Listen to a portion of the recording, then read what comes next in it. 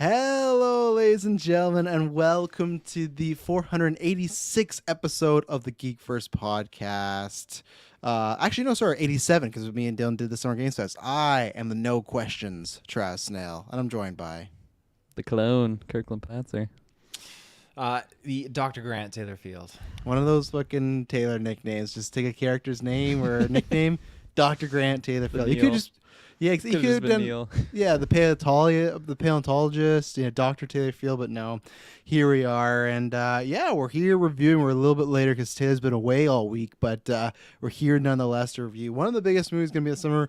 Already, the Thursday night opening had the top 5 of the pandemic. It was just under Top Gun Maverick, so big movie, making money. Not that we are surprised and anything like that, but you know what's been a big thing as well this week here at GeekVerse, because we've had newscasts, we've had One, we've had Miss Marvel. I just did The Boys. Me and Dylan did the showcase, which was you guys were fine not to be on that cast because man, what a bummer. But me and Dylan had a really good time. Me and Dylan's cast just alone is like worth it to listen to us talk about The Rock and everything like that. Like, have you guys seen The Rock segment from Summer Games Fest? No.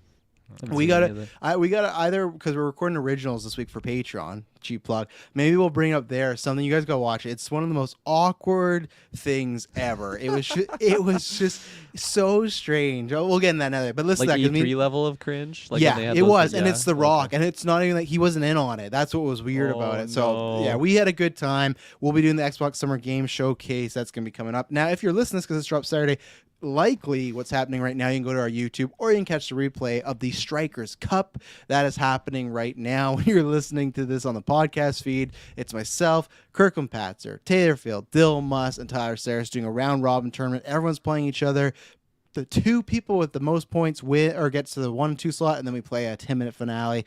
I've gone to play Little Strikers today, and man, I'm very, very excited. And we got that review coming up, so just a massive, massive week. Taylor, where can they find all that stuff when it's out in the wild?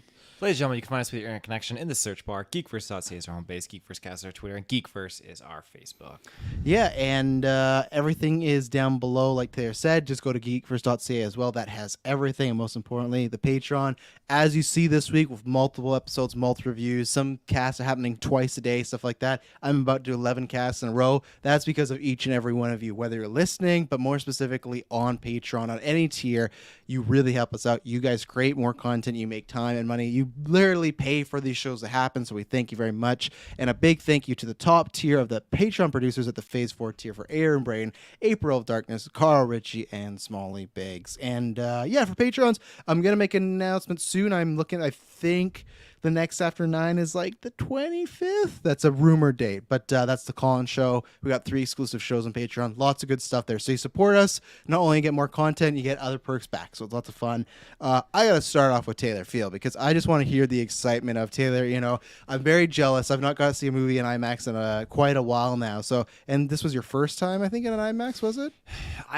I've been to IMAX before, like with the Victoria Museum, so like their documentary stuff like Not that. the same though, you know. Not the same. Look at the fish. Fuck the other fish. It's creating more fish. Yeah, no. So this in is IMAX special. like in IMAX, yeah. Oh, you see it, penetration. But this was next level. So just like getting in, and I didn't know what to expect, but I saw like people were lining up getting like the big bin of the popcorn, you get the candy, and you get the 2 cups. I thought, okay, well that's sold already, so we got that. And when we saw that, Emily was like, Taylor's gonna have to get this, like that big bin. Was it at the theaters here? Yeah, and that's where I'm like, oh well, he's seeing in Vancouver, so I'm not sure if it's there. Because what was the theater chain you saw? Was it Cineplex? Yeah. Yeah, okay, same thing for us, but someone did drop their bin during the movie, and it was at an action part, so I thought it was in the movie. I'm like, these speakers are really fucking good. Like, it sounds like it's right here. And then I hear like, no, Jimmy, pick it up. Jimmy, pick it up. And like, oh, it's a bucket. Okay. But Taylor did look at his Twitters and whatnot. You got the nice, it's a nice tin can. I'll post it to the Twitter. I don't think I did post it on the Twitter No, you did. Because they did that for the Batman. They did that for Wonder Woman. I haven't jumped into the steel can, like tin business yet, because I just don't know if I like they look it's good. Profitable. It's huge. It sounds like you're like speculating a business deal here. Yeah, I don't know what the crypto NFT potential is, but no, I just don't know if that is like what it's like in my home. Is it gonna be nice and rusty if you wash this later? I don't know. If they fill it up like really good with popcorn, we were eating it the whole drive home. We're just scooping popcorn and just eating it. So nice. But it was your great. Tongue? It's just like fucking bloody from all the butter and popcorn and just Bloody. I feel like That's if what you you get a gotta drink. lot of popcorn, That's why you get butter with it too. you got yeah, that just makes it worse. I feel because like the salt, it just never mind. Go on with your Well, popcorn Kirkland, we review. don't have little mouths like you, so we can eat food Oh, fuck regularly. Your little mouth's just overflowing with popcorn. Shay.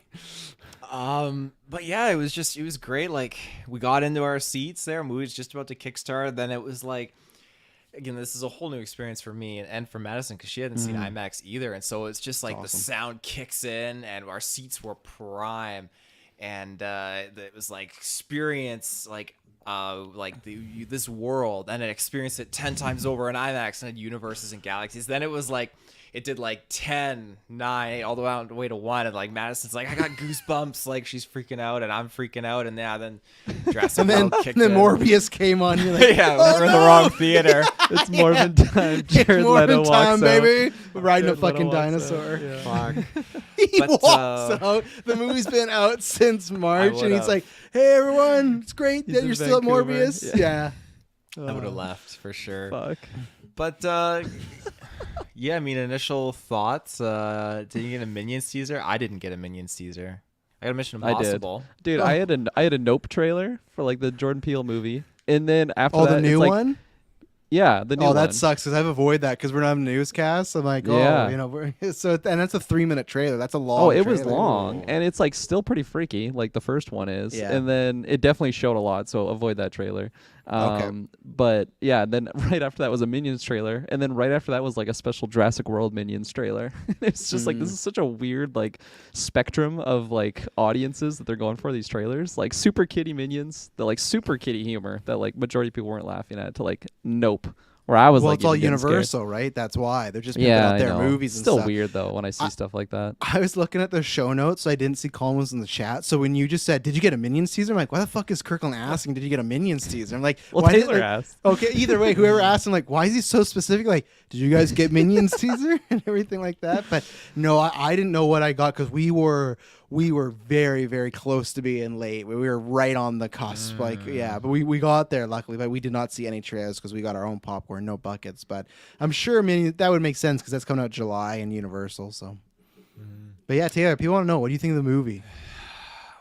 Well, yeah, I mean, gosh, the first 15 minutes, I cried about 3 times. I actually had like tears pouring down my face. Like it hit me. And then like, I'll say this, I definitely had tears again at the end, but this movie is it like a Jurassic Park 1? No.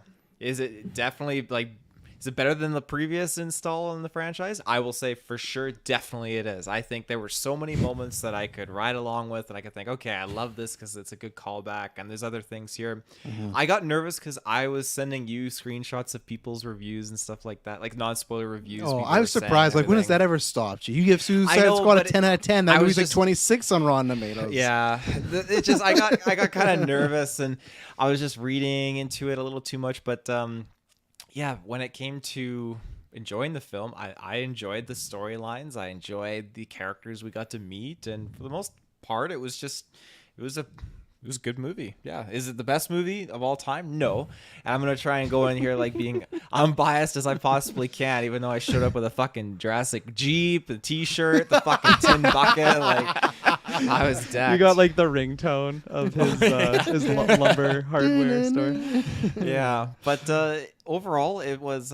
I really, really did enjoy this movie, and I definitely will be seeing it again. And yeah, Don't say where it ranks because we're doing a separate episode. I won't next say week where it for ranks. news. No, So, yeah. definitely not. I have Alan Grant biased, and so everything with Alan Grant, I was just eating it up. I loved it. It just had me. There were so many things that I just thought, this is just so Alan Grant.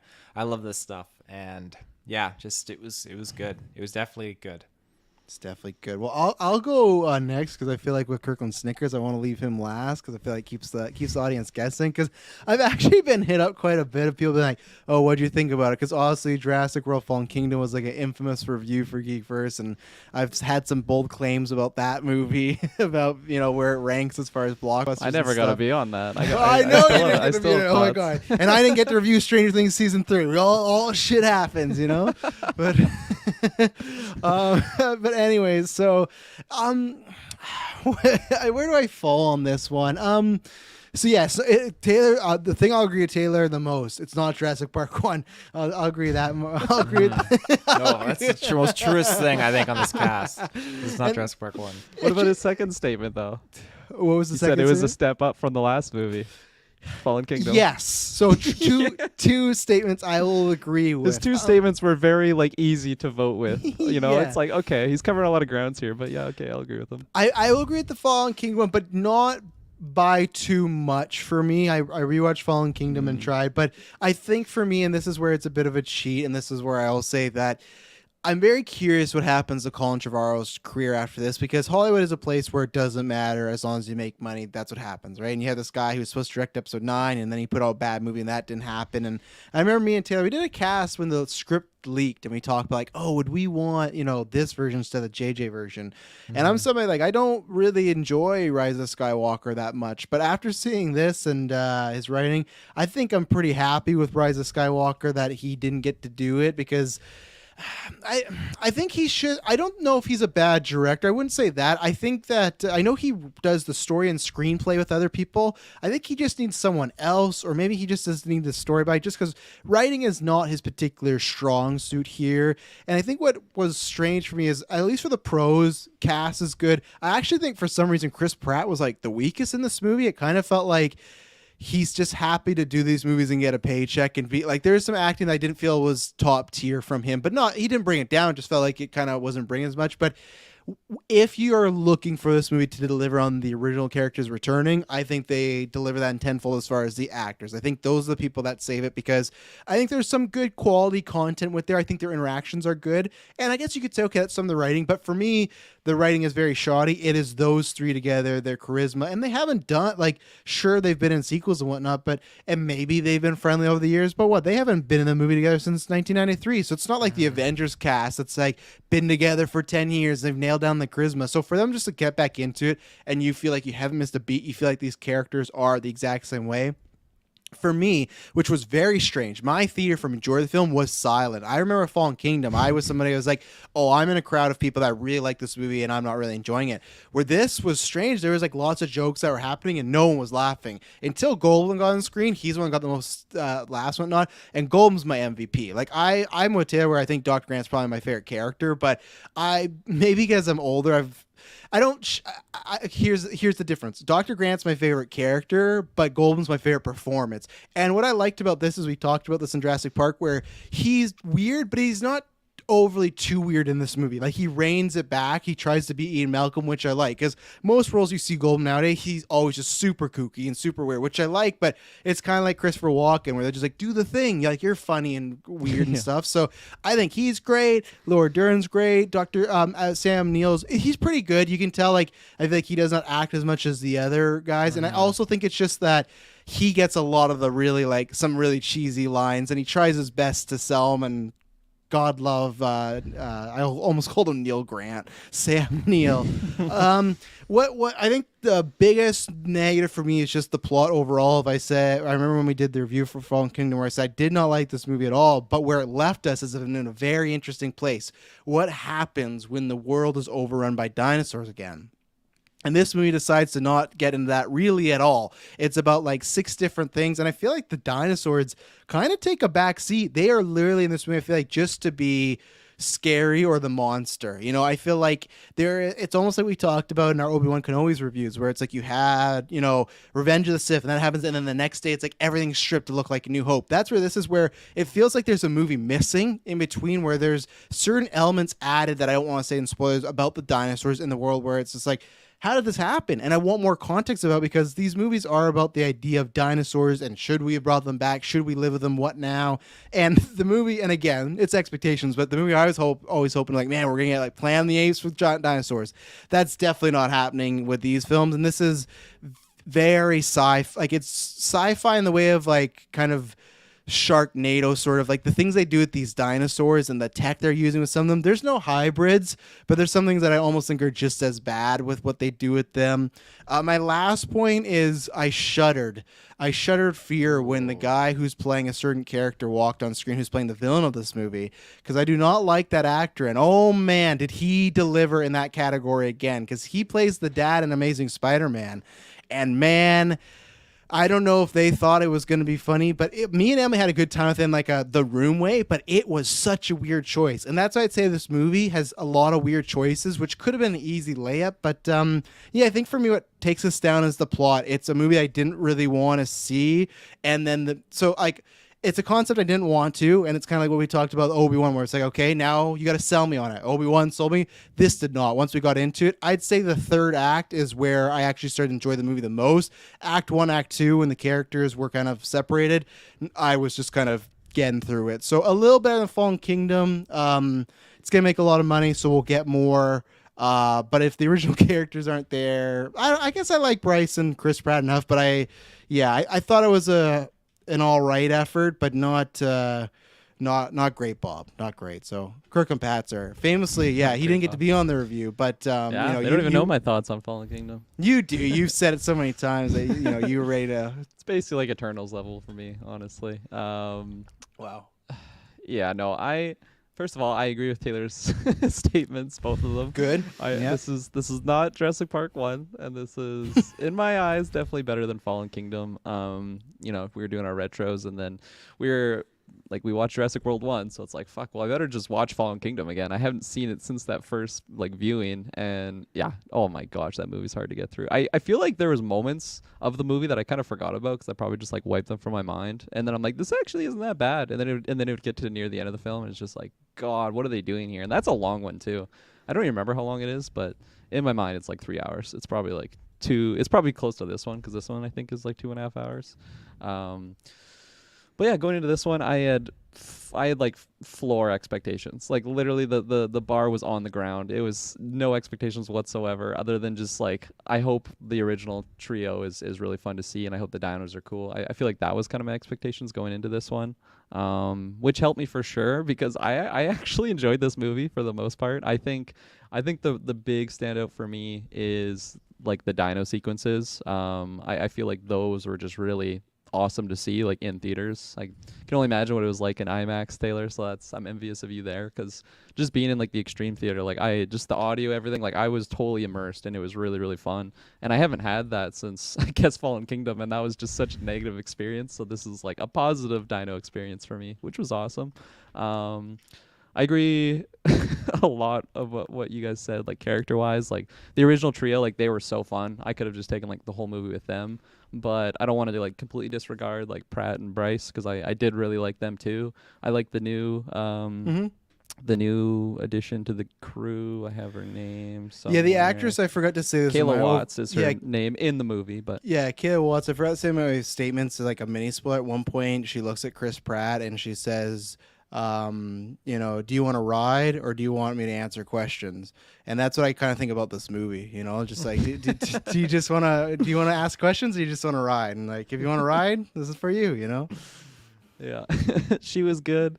So I really like the guy who was the Ramsey. I actually really liked him. Oh, in this. yeah. Yeah. Mm-hmm. Yeah, I don't remember the actor's name, but Ramsey was really good. Travis doing a little wardrobe change there for the audio listeners. I got to do some describe video. But Jesus Christ. Oh, I love that. But yeah, no, I feel like the villain was so fucking god awful. I know we're not even in the spoiler section, but I couldn't believe some of the stuff that was going on with this guy. There was moments that I'm like, okay, they're making him really quirky and weird for a reason. There's gonna be some weird explanation that he's also again, spoiler free section, but there's gonna be something with him, and he's just a weirdo. This moment when he shook around.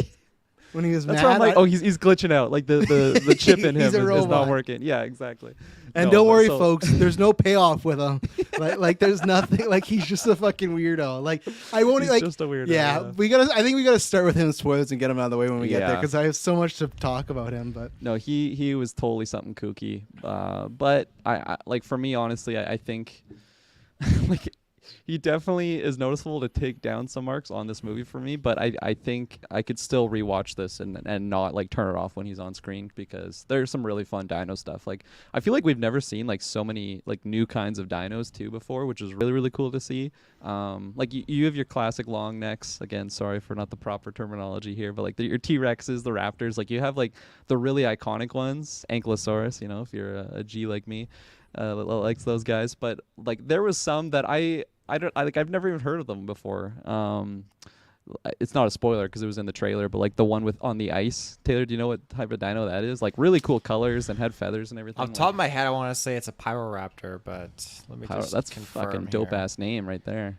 It's a Pyroraptor. Yeah, that's awesome. So like I just loved seeing more dinos than what we'd already seen before, and because we're in 2022, like the CGI look on them just looked phenomenal. Like it was really well done in my eyes. And yeah, like I think the plot could have been a lot better for sure, and I didn't really know what it was going to be going into this movie just because of where Fallen Kingdom left off, of like just dinos are out in the world. Like I didn't exactly know what the plan was going to be. Like there was a couple trailers of just Pratt on a motorbike getting chased by raptors, so I kind of just assumed there's going to be chaos in the real world, and I think the plot wasn't really what I was expecting, but it was all right for me, honestly. So all in all, like, without giving a number rating right now, like I would definitely pass this movie. I actually hadn't looked at like any like reviews or anything before this, so when I like Googled, I was actually kind of surprised, honestly, to see where like the general feel of the movie was. Just because like yeah, just like the crew I went with quite enjoyed it. Actually, they had fun, and like I understand, I guess, on like the critical side of it, like the critics' reviews, I guess I can understand that more, but I don't know. Like I was riding pretty high on it today. Like I saw it last night, and just all day I was maybe not the most like thumbs up memorable movie, but still like there was some good moments I could call back to. Yeah, I think it'll be interesting if you ever rewatch it again, because I think this is going to be a movie that will not age well and stuff like that. And I'm not to, spoil my exact number, but I'm in that fail category. There's in this, it's like I like moments, but it's almost just like a best of. Like I would go to YouTube, YouTube these people's great moments, and that's about it. Like, cause the movie, like I feel like once, like I don't know, maybe you're not gonna fail it, but once we break down some of these certain plot points, it's just fucking like I'm so surprised that they kind of not let this happen, because Colin did Jurassic World, but it's just. I just don't. I do think that it is very much like Transformers, where they're making a lot of money now, but I think they are going to hurt the franchise. And at one point, they're going to put out a Jurassic movie, and it's not going to make money. And they're going to be like, I wonder what the fuck happened. And it's going to be like, well, you kind of let this guy, I don't know, I won't say bastardize the franchise, but just something like if you imagine if you woke up from a coma and you watched Jurassic Park, and then you went to go see this movie, and it's just like, man, look where look where it's gone. Look at what it's become. Like, it's just. And I think the other thing that maybe made it worse for me is the fact that we just saw Top Gun. And I know that we have other like sequels already for Jurassic Park, but that's like a legacy, like characters coming back. And we talk about that, how, it's so emotional and there's so much character journey. There's a little bit of that in here, but when you compare the two, it's night and day, in my opinion. Like quality of, like, you looking at the legacy sequel characters coming back between Maverick and this, and that shows like, what they like, you can do it successfully. And the good thing is, like, I don't think the actors are bad. They give them some good moments, but I don't know how it's going to age. That's my thing, because it was fun for a first watch. I'll definitely watch it again, but I think when I watch it again, there'll be tons of phone moments. I'll honestly probably just skip Fallen Kingdom and just go World and then Dominion. I watched it again one more time. That's the only time I ever rewatched it. I think that's enough for me, but to see these characters back. So, yeah, anything else? Non-spoilers? There was no, never mind. That's a spoiler. Colin the Big Yo says, what do y'all think of practical effects? I could tell they used more than they did in the other movies. And yeah, I think that's tough because I knew going in that they were doing that. But I think there's definitely some shots that looked a bit better. But I think it's like we talked about in the retros, which you can go check out if you've never listened to GeekVerse podcast. We just reviewed every Jurassic World again. It's just like none of them always look as good as Jurassic Park. And that's just something really weird to say for a, about to be 30-year-old movie next year. Like there's certain dinosaurs that come back in this where I think look fine, but there's certain dinosaurs that come back from the first one again where it's just like these actors are acting against gray people and it's not the greatest, where but that's the problem. We've gone to the scope where these movies are so big and so, like earth shattering and big events, you can't do them practical, so. Yeah, I definitely noticed there was more practical like dinos in there, like animatronic ones, but there's still many moments where I'm like, this, like they could do an animatronic dino right here, like in this specific scene. So I still think that they could have gone more in that direction. Like I'm not a CGI person, so I don't know how easy it is. It just felt like personally like it was a little bit lazy in certain scenes where they just were relying on the CGI as opposed to where they could have like an easy stand-in for an animatronic dino. But for splitting hairs here. Well, let's get into, so we're going to take our first ad break. If you've not seen Jurassic World Dominion, or if you do not care, we will be right back with a big spoilers breakdown. And we're back. So yeah, let's get that villain out of the way because I want to start with him because I feel like we were already waiting to get into spoilers. So I want to start with you. What did you feel about when we got the name drop? Because that was pretty big. Yeah, I liked Golden Geeks. Look out, Paul Dano. You got some competition this year. I like the name drop. I thought I was like, oh, okay, this is all in line here with what's going on. It makes sense to bring him back as like the fill in the void villain. Quick question before you keep going. This is like who Newman was going to be selling his dinos to, right? Okay. Yeah. Because that's what I was telling everyone that was asking me. So I was hoping that was the case. Dodson. We got Dodson here. Yeah, same guy. So I was expecting some kind of payoff with how quirky he was. I thought, okay, yeah, obviously there's something off here, and they make a point of there being something off with the way the main legacy characters react to him. So I was anticipating that. But it was just like, okay, we're steering down the rabbit hole and making it blatantly obvious that he is just a bad guy, which again, we would have known from the first movie anyways. But I mean, all in all, like he was weird. And I guess it's weird to do a villain at this point because you make him like the standard villain, like we've seen before. He was just kind of reminding me of literally the definition of Ian Malcolm saying a kid that found his dad's gun. Like he's harnessed all this power and he has all this money and everything, and he just has no discipline on how to use it. He's an idiot who's got money backing him up and investors. And I think that was he was used in the context of showing how shitty humans are in these positions where they have tons of money and they're doing things they shouldn't be. And he's dabbling with these extinct locusts that he shouldn't have been dabbling with. Don't get me started on the locusts. I was not expecting to have a big emphasis on locusts in a Jurassic World movie, yeah, I think he was just to fill in that void. I will say his death was just it fit perfectly in with just how I really thought it was gonna go. I thought because when he opened up the tunnel from the train, I thought, okay, this is like this. The only thing that would be in line here would be cool is like, okay, if he gets killed by a Dilophosaurus and the Barbasol can rolls out like Dennis Nedry did in the first one. And I thought, holy shit, they actually did it. I'm glad they did. I'm glad that they set up because I was like, this is fucking terrifying to be stuck in here with these things. So, yeah. Yeah, not a fan of that. It was just that's where we got to the point of like, okay, I get the servicing, but it's tough, right? Because we talk about this whole time with Star Wars of like what fan service works and what doesn't. I guess that one didn't for me because also it's just like how these dinosaurs get in here. Like it just felt so random, and the fact that we're just doing that's this, a like, running thing when all the Jurassic Park and worlds. Remember this the one first Jurassic Park specifically, when though. T-Rex They just turned like the power fast off travels and inside stuff. there? yeah, but he's stealthy. The guy he's working on. But okay. I that's like one egregious thing in Jurassic Park where these are just this is a lockdown tunnel. Obviously, you have these other paths. It just felt just way too similar. There's certain. You don't want to talk about fast travel. There's some weird stuff where like Ramsey has a meeting with Dodson. Oh yeah, okay, that's specific. Yeah. So we're jumping all over. That's what this movie is. This movie's chopped the fuck. Like two things. One, I do think there could have been more with Dodson than they cut it. And two, I actually think that Ramsey was maybe a Dodson clone and they cut that too. Because Dodson drops I was thinking that too. He drops so many. He's just like me in every other way, except he's a little taller and a little fitter. He didn't say he's more blacker, so I thought that's the way he was gonna go because he's like, and he's more. A lot more. They were gonna go like Get Out like humor with that guy. But like, and even when that whole like turning happens, when he finds out, oh god, he's such a bad actor. This guy.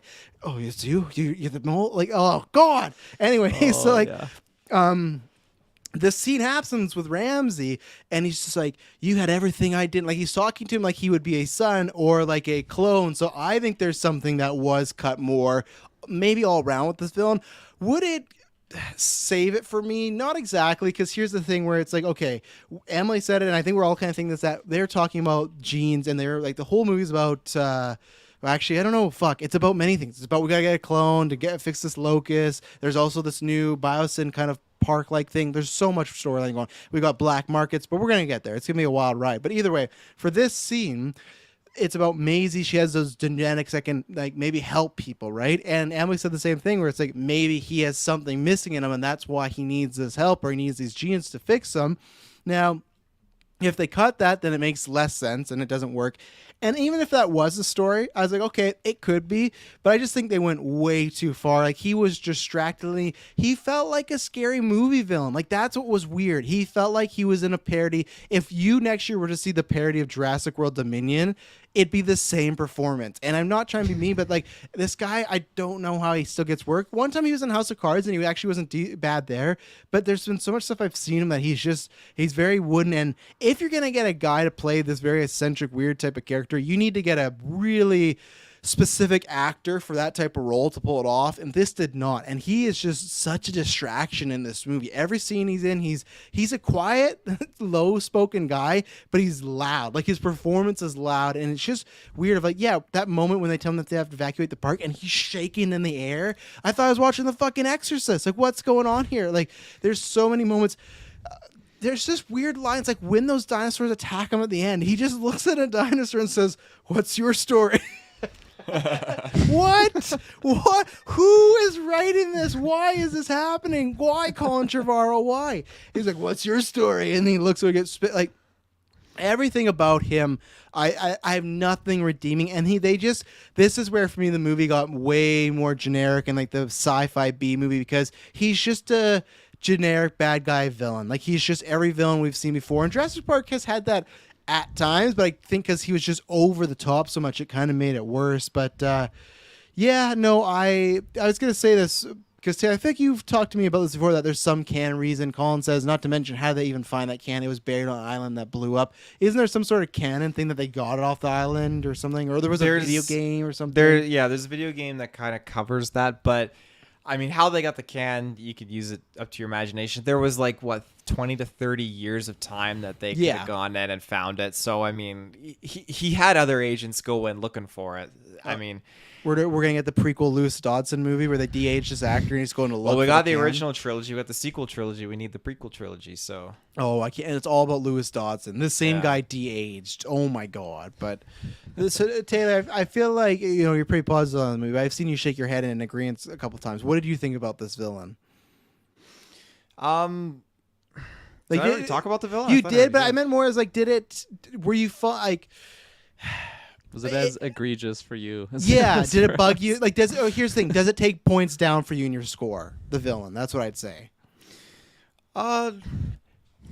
I want to say like if it did, it would be like a 0.5 because I really I was honestly I know his rating. I was honestly 9.5. Here we go. I was honestly just like more or less like intrigued trying to figure out, and it was just the payoff wasn't there, because at one point, like, you're right, I thought, oh, he's probably a clone, like the whole Maisie storyline we got, or like they're probably dabbling in some other sinister things, but I just was wanting more of a payoff as to what was really going on. But he just, to me, at the end of the day, felt like just some rich moron that just wanted to just get ahead with technology and advancements, make more money. And I think he paid off for me in that regard. Like, I didn't need anything more from him, because we've seen all these other rich people try and make money off the dinosaurs, or open the theme park to make money off the dinosaurs, all these different aspects. So this was just another different perspective on that front.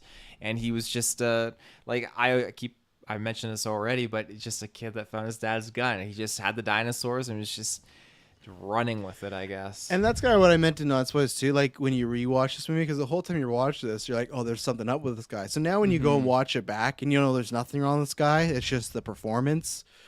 Oof, Kirklin Patzer, favorite Golden Geek coming for this guy. It's a good heads up, just on the second rewatch, because I didn't go see this with Shay. She was working last night, and we did the whole marathon up until. So now it's like, I feel like we got to go see it again. So I'll be looking out for these things that maybe just went over my head the first time around. Stay tuned for part 2 of the review. But yeah, I mean, like, I agree with everything Travis said. I feel like there was no redeeming factor for him, as you mentioned. Like, I was waiting for some sort of like Gene explanation to why he's acting this way, but he like there was no satisfying answer. There wasn't even like an unsatisfying answer. There was no answer. He was just he's a weird dude.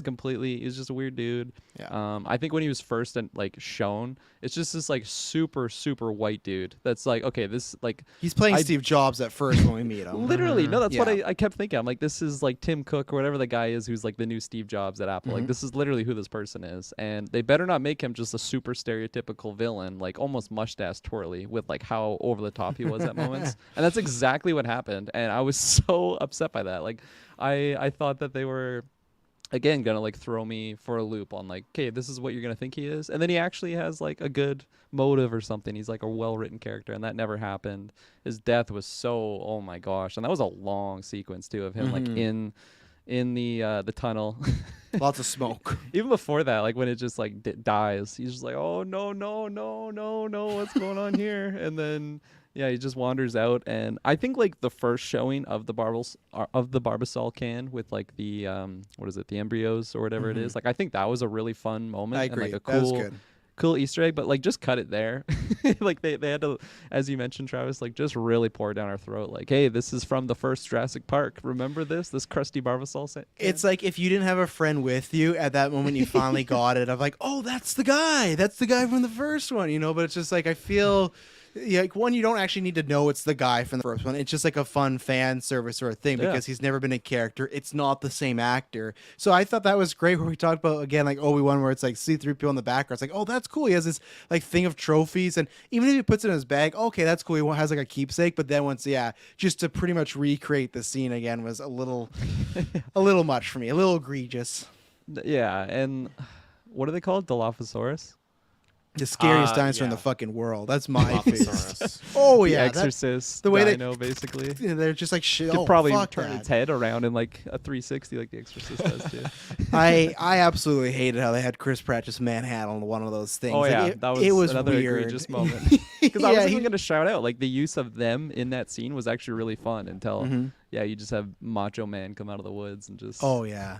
And that's where that's where it's so funny. It's like the tale of two movies where I feel like the original cast, and even though I don't really like the Ellie Grant doing the stuff with Locust, it's like, okay, I like seeing them together, and it just feels like you can see the differences of the generations of like they're sneaking around, they're scientists, they got moles, and Chris Pratt just going up choking fucking dinosaurs and like not letting it. It's just like, and even the girl, like, and I actually same thing with Ramsey and what was her name, Kayla in the movie, I like the actors. It was just some of the dialogue and stuff they had to do. Even her, she was just a fucking Call of Duty character ripped out and put in this movie. Like that, and I guess they tried to at the end try and be like, okay, she wanted to turn leaf and be good, but when she's risking everything, playing all this stuff, and like I said, Chris Pratt's like, why are you saving us? She's like, you want to ask questions or you want to ride? It's like, all right, that's what we're doing here. Like, she's just this type of character, and when she's just saying like, oh, dinosaurs and shit, like there's so much dude bro-y stuff happening in this movie. That's the stuff where I kind of went. That's where I was like, I like Bryce Dallas Howard still, but those other characters brought on an element that, as I was watching, I was like, oh, you know what? I don't like this as much as I thought I did. Maybe in Jurassic World there was Jurassic World I think had a better balance, but between Fallen Kingdom and this, it feels way too fuck up dinosaurs and like and they're not even too violent dinosaurs. They fuck up that big one, but it's just a certain vibe. It's that I'm not a big fan of. No, yeah, I think he said it well too on like because I really like the actors' performances of those characters, as you mentioned. Like I liked Kayla as just being like a charismatic character. Like when they're in the Biosyn, like what is that, like safe haven, I guess, for dinos, like when they're just kind of trapped in the forest there in their own little Jurassic Park. Like she was really fun, but I kind of forgot about it because when at that moment I was liking the character, but earlier on I felt like her motivation to even just like take the job and like, you took the job, but like when she takes the job and like is just like going from this like cold mercenary that just does things for money to just like, yeah, no, let's just do it. Like it just felt like such a quick shift, and I feel like initially it kind of bugged me, and then afterwards it's like, okay, let's just kind of hand wave that and then just go on this adventure. And I feel like when I was on the adventure, it was kind of working until I would get brought back to. I mean, the villain for sure. He brought me back to reality every single time. Hey, he was on Kirklin, screen. welcome to BIOS, and you're gonna have nightmares of this dude. And then, but like, yeah, like even the Ramsey thing, like I think there was a lot of mysterious aspects to him where I really thought he was like a villain character, and then when he was like on their side, I'm like, oh no, there's gonna be still something more with this guy, and then it just never really happened. Like I still think that they fell flat with even the stuff they did pretty well on like the original trilogy. Like I mean, you mentioned like their little quests that they're on with the locusts, like. Okay, we just need like a reason to get these people like involved with our new crew of Chris Pratt and Bryce Dallas Howard. I think like the writing there could have been better, but like when they're actually on the mission, I was enjoying it. So again, I guess that's where like a second viewing, those moments will really stand out. Of like, this is dog water here. Of like just dog water. Just certain occasions on how they get going, like. It was just really weird for me for like Kayla. I want to know the actress's name. It sounds because that's my sister's name. So every time I say that, it just feels weird. But she was originally Monica Rambeau or Maria Rambeau, yeah, but she had to lose out because of scheduling purposes and stuff like that. So she did this instead. Yeah, paid out. She could have been Doctor Strange. She could have been Captain Marvel, and here she is here. But she'll be in the franchise going forward. It's there was no end credit scene. It was so weird because I looked it up on my phone, and people are like, "Well, because they've said it's the end of the Jurassic series, there would not be an end credit scene." And it's just like the producer a few weeks ago was like, "This is not Jurassic last movie. Like we're making tons of these." So it's like, fuck off. Like I don't know what characters are coming back. We'll get into it, I guess, once we get the original characters. But yeah, I think she'll be around. Oh, she has her new plane. She's ready for new dino missions too. there. Yeah. Oh man, what was I gonna bring up too about? We were talking about these characters and stuff like that. Shit.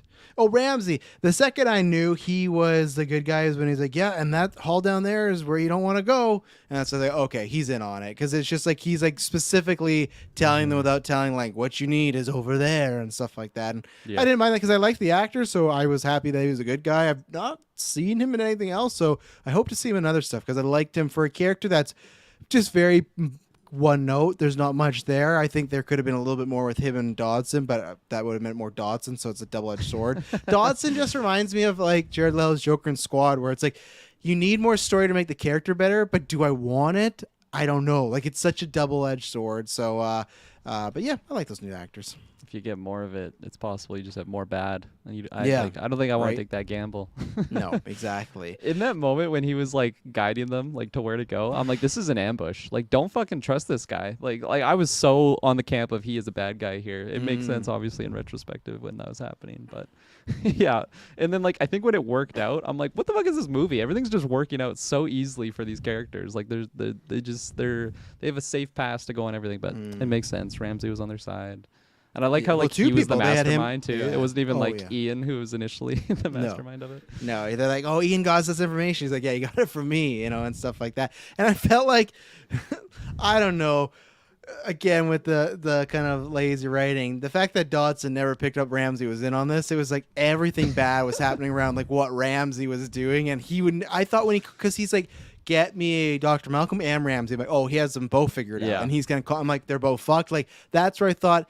Because how they get screwed up, it's so annoying, the writing. How they get screwed up is like you said, Kirkland, where everything goes right. The only thing that goes wrong is somehow when they burn these locusts, which we'll get into, there happens to just be faulty air, and the room fucking breaks.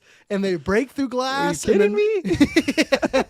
This is $1 trillion corporation, and they did not have like steel over the glass. What is going on? What's happening? And that's where it's like, if that didn't happen, they'd be completely fine. They would have got out of there. So it's not like you could take out Dodson of this movie.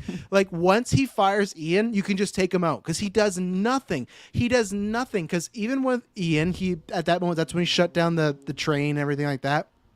Once that happens, you're done. Like you don't need Dodson anymore because everything that else happens is like Park or just a disaster and stuff like that. But that frustrated me so much that these locusts got out because there was glass above them. You got to be kidding me. I know someone might be like, oh, well, they need the sun. That's fine. But if you're going to burn these things, you tell me like my fucking car has a thing that comes over the roof and covers the glass. You're telling me they didn't have anything for this? This is like, it's so frustrating. But that's where when he called them both, and I'm like, oh, this is where it's going to show some of the villain's smarts because he figured it out. But no, he just acts like a fucking child when he figures out Ramsey. And Ramsey, it was weird that I think it's not acting, pure directing, that they're just like, okay, we want you just to stand there and take it and not say anything. Like, he doesn't really say much. And he just like, he's like, with like a awkward like smile, like, yeah, I fucked you over. And that's just about it.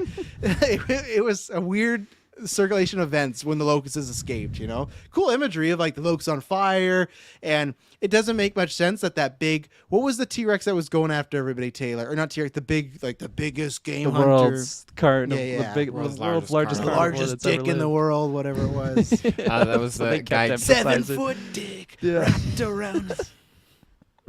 Giganotosaurus. The Gigantosaurus. What is that? Giganotosaurus. What is that? We don't talk about Bruno parody there, Travis. I do. That's a home joke with me and Emily, so I can't get in the full story. But that's what I thought. So it's a Gigantosaurus. Giganotosaurus. So I'm just gonna call him the Gynosaurus. It's like, so he is like, I don't know. So at one point I just had to bring this girl. Forget it. There's a locust. It's completely on fire. He eats it. He's like, oh, yeah, that's yum. That's good. Then later on, we got Jeff Goldblum, who takes a locust and throws it in that same dinosaur's mouth, and it, like, debuffs and depowers the dinosaur. No, because he takes up a spear and, like... But the spear is what hurt him, because when the fire hits his sword, he's like... like he's like, the dinosaur's having such a hard time, but he just ate one. It's kind of like if you have a hot pepper and you were to like bite into it with your teeth and like get into it, like you could probably manage that. But if you just like put it right at the back of your throat on your uvula, like you're gonna fucking feel that. That's gonna sting. I just wish they didn't do it before, where it was just like, just don't make him eat the fire thing, you know. But yeah, I want you to break down. Tell us about this locust, because this is the main. I did not think out of all. It's so funny what the journey we went on, right? I was talking about the non-spoilers, where when we got to Fallen Kingdom, like, man, this movie, the next one's gonna be about dinosaurs in the world. This could be great. It's not about that. We got the preview, and we were like, oh man, this movie's actually about Chris Pratt just trying to get Blue's baby back. And I was like, not really a fan of that. Man, do I maybe wish that was just the full movie. Because no, what the movie's really about is Biosin has created well, you go, Taylor, because I want you to explain all scientists, but locusts are the main plot of this movie. What's driving the entire plot, what got our characters back together. And I was just, when Ellie threw the locust on Dr. Grant's desk, I was like, what the fuck's going on here? Like, why is this like? And this is where like, oh, it's just a sci-fi B movie. So, Taylor, what is Bison up to in this movie? Well, I mean, with these things, they were just trying to create more purely 100% genetically authentic creatures, just so they could tap into it and just come up with new ways of curing humans and human people, I guess. But you're missing one part too, with the crops. With the crops, well, they were taking out other people's crops because they're like, that was a very loose like plot, because they tapped that at the beginning and I understood it, but then they didn't kind of come full circle on that, so I kind of like just put it off to the side. But that is one of the plot points for sure. Their plot point was to take out other people's crops so they could make more money off selling food. Because Dr. Grant's like, well, you know, what's a few million people hungrier if it means more money and stuff like that. Yeah, you sounded like the dude from Tomb Raider there. That's what Dr. Grant sounded like. Oh, give one life for a million. It definitely was just another shady thing that they were doing. And I actually like the conspiracy aspect. Like, the locusts were definitely a huge factor. Cryptid. And like, would I have wanted less locusts? Like, sure, I'd always like trade more dinosaurs for locusts for sure. But I'm definitely not like taken aback by it or anything along those lines. I thought, okay, like I can run with this because it's definitely them. Just like I think what Ian Malcolm calls it in the last movie, like it's genetic power has been unleashed, it's out of the box, and like all these companies are just going crazy creating these things and just taking full advantage of this genetic power. And now you have these things that they definitely frightened me because I was thinking like, man, this is terrifying. And that whole scene with the kids was super fucking freaky. That was a terrifying scene. Yeah. So I don't know. It definitely worked for me. I like them kind of using that as a narrative to connect our characters. the two main storylines between the legacy and the new characters, I guess, like you have Blue and Maisie and then the Locust. I liked how they used that to kind of tie the knot and bring them together. I think it worked for me in terms of timing and development. But the Locusts themselves as this main kind of like plot line, yeah, I didn't mind it. I didn't mind it at all, actually. I gotta give Colin big props because I didn't even think about this, but he's like dead on. Didn't even feel like a Jurassic Park movie, more like a Bond movie featuring dinosaurs to me.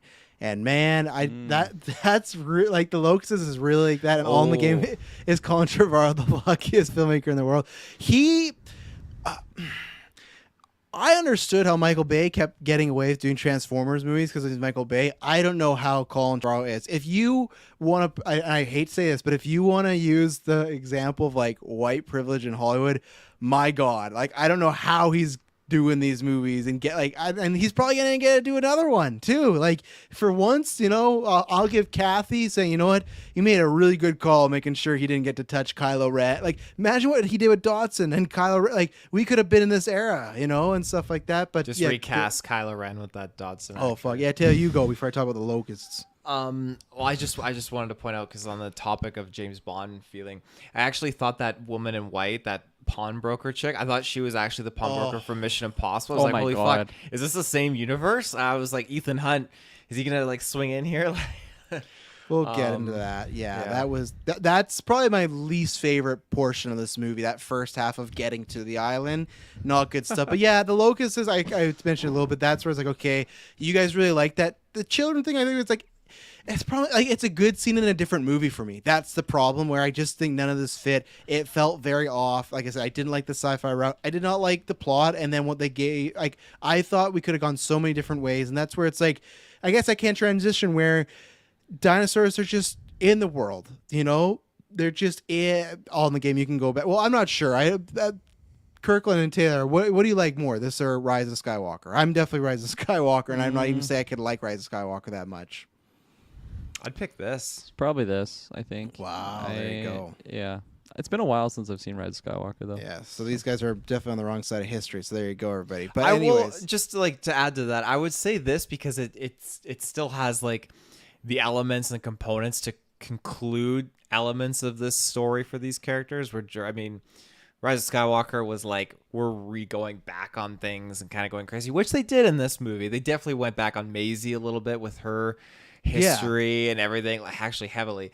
But at least it felt like the tracking of it was a little bit more cohesive than Rise of Skywalker, so that's why I give it the edge. But even then, they kind of do the same thing where they like, we wanted it, but they almost try to like, let's just make sure Grant and Ellie are together. Like, let's break them off screen, everything like that. Funny. Yeah. How's your husband?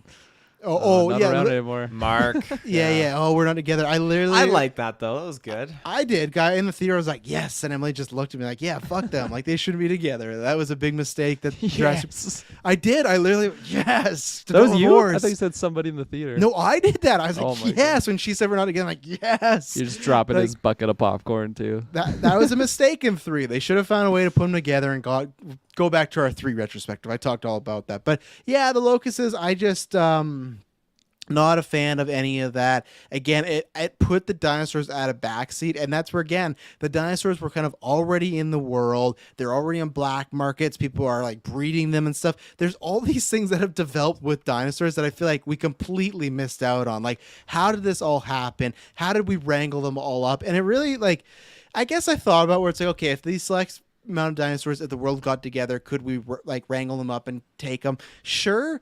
I guess it made it feel really easy at the end where it felt like such a huge threat that dinosaurs are in the living. It really didn't feel like that way. It's like, no, we locked them all up. We're already using them as like sport jackets and rugs, and we're eating them. And the only other place where they run wild is Biosyn. And it's like, okay. And what was super annoying, this is where I feel like it's kind of like Rise of Skywalker, where the way when Rise of Skywalker ends and it's like, oh, we finished the original trilogy again. Great. This movie ends with, okay, and all these dinosaurs are on this island, and it's their own sanctuary. Well, they're That's not on an island. They're still Yeah, in Italy. they're It's still just everywhere. a sanctuary in Italy. No, but and around whatever. the world, But yeah. that line of like reasoning is the same thing we got in Jurassic like World and stuff like, or Lost World and Jurassic World. Like, there's so many fucking names here. That's But why like, we're never gonna stop having these movies. well, though, yeah, for but those reasons. it was just the same thing. Like, that's how these dinosaurs were left last time, right? And then it's like, well, a volcano's coming, so we got to figure something out. But it's the exact same beat. It's the exact same. We're leaving these dinosaurs alone for themselves. We're gonna let nature take its course. Like, no, you're not. We've done so. It's just like, again, it's just recycling similar plots, and then the new plots they're bringing aren't that great. So one, the Locusts, I thought, like I said, they made the dinosaurs a backseat. They just made them a monster attraction. That's why I think for Kirklin and Terry, it sounds like you guys enjoyed the dinosaur scenes a lot more. I like them, but that's where it just felt like they just popped up when they need them. Like, oh, we need a scare here. We need a scare, where they didn't really feel that essential to the plot, which really sucks when it's a Jurassic movie. And then the Locusts is just kind of bored me overall, but it got the team together, so I guess it's fine, you Yeah. know. But I think like also another like plot point negative point I have is like from Fallen Kingdom, like probably my least favorite part of that entire movie is like the whole emphasis on like gene splicing, and I understand that's been like an emphasis, like it's been around since the first Jurassic Park. That's how they got Jurassic, like the dinos in the first place. But like they just are like amping it up by like 100. Like in Fallen Kingdom, we got introduced to Maisie, who's like literally just a human clone, and then I think because this movie had been in the works for so long, like I remember the comments of like no more hybrids, like we're not getting any of this, and it's like, okay, nice, some positive news. And then in this one, okay, we don't really have hybrids, but we still have these like killer raptors that are just like you laser point and they'll just hunt you down. And then we're still getting like a huge emphasis on like the gene stuff of like with the locusts. Like that's literally what that whole plot line is. They're manipulating like the food supply. Well, I don't even remember the full explanation of it, but that's it's basically something like that. because every crop that gets attacked, it's not biosin crop, so they're just like targeting anything So that's not them, strange. so they make more money. And And again, like all of that stuff is just getting like further away from the dinos, and like what Travis was saying, like it just makes the dinos this monster threat as opposed to making them like a centerpiece of the movie. And like I don't think I'm fully in your camp, Travis, of like I still think they do have a relevant space in the movie, but I think we could have just had a plot line around them as opposed to just being swarmed by dinos. To counter that, I would say like Michael Crichton at his core, like for being like the father of The author, right? this Of the franchise, the original? author. oh, I wish So, you could see this movie, man. Oh man. Well, like I wish he would, but the thing about that I as think- well is like these yeah. these movies aren't always supposed to come back down to dinosaurs and like this dinosaurs run around with people. Like the big thing with Michael Crichton and his writings is that it's the immaturity of humans and their errors in creating and tapping into things that they shouldn't be, that could lead to significant human extinction and dangerous events and horrible cataclysmic things of occurring on this planet. And that's one of his most reoccurring themes in several of his other books. And so when you have a theme like this, where you have human corruption, genes and all that stuff, and just the greedy, horrible aspects of humankind just reaping the rewards of these things, then I think that kind of goes more in line with what Michael Crichton would be aiming for. I guess. How many Jurassic books were there though, Taylor? He only did the 2. And so this with like the second one with what Dodson was up to, I can see where there are ties connecting this. Again, they don't have actual written content to run with, but when you look at that second book, Dodson, you can see similarities, not in how he acts, that's not the actor's thing, but in what they're trying to do with like the company and everything along those lines. And then again, you can't pair it up against his other novels, but his other novels and certain themes that they tackled, this again kind of shifts in line with how he handles his writings. It does, but I think my problem is in these movies, they're just line drops. It's Ian Malcolm says a few things in a speech, and then we got big motorcycle chase. Because we talked about in the first Jurassic Park, that works. And even I think to Lost World, where we have big action scenes, but they have moments of dialogue and they're talking about these things. You get a moment of dialogue, and then so what it is, let's say there's a 30-minute scene, 2 to 5 minutes of that scene is about the morality of life and what's going on, and then 25 minutes is motorcycle chase, gun shooting, raptors, and that's where it's like what we talked about that first Jurassic Park.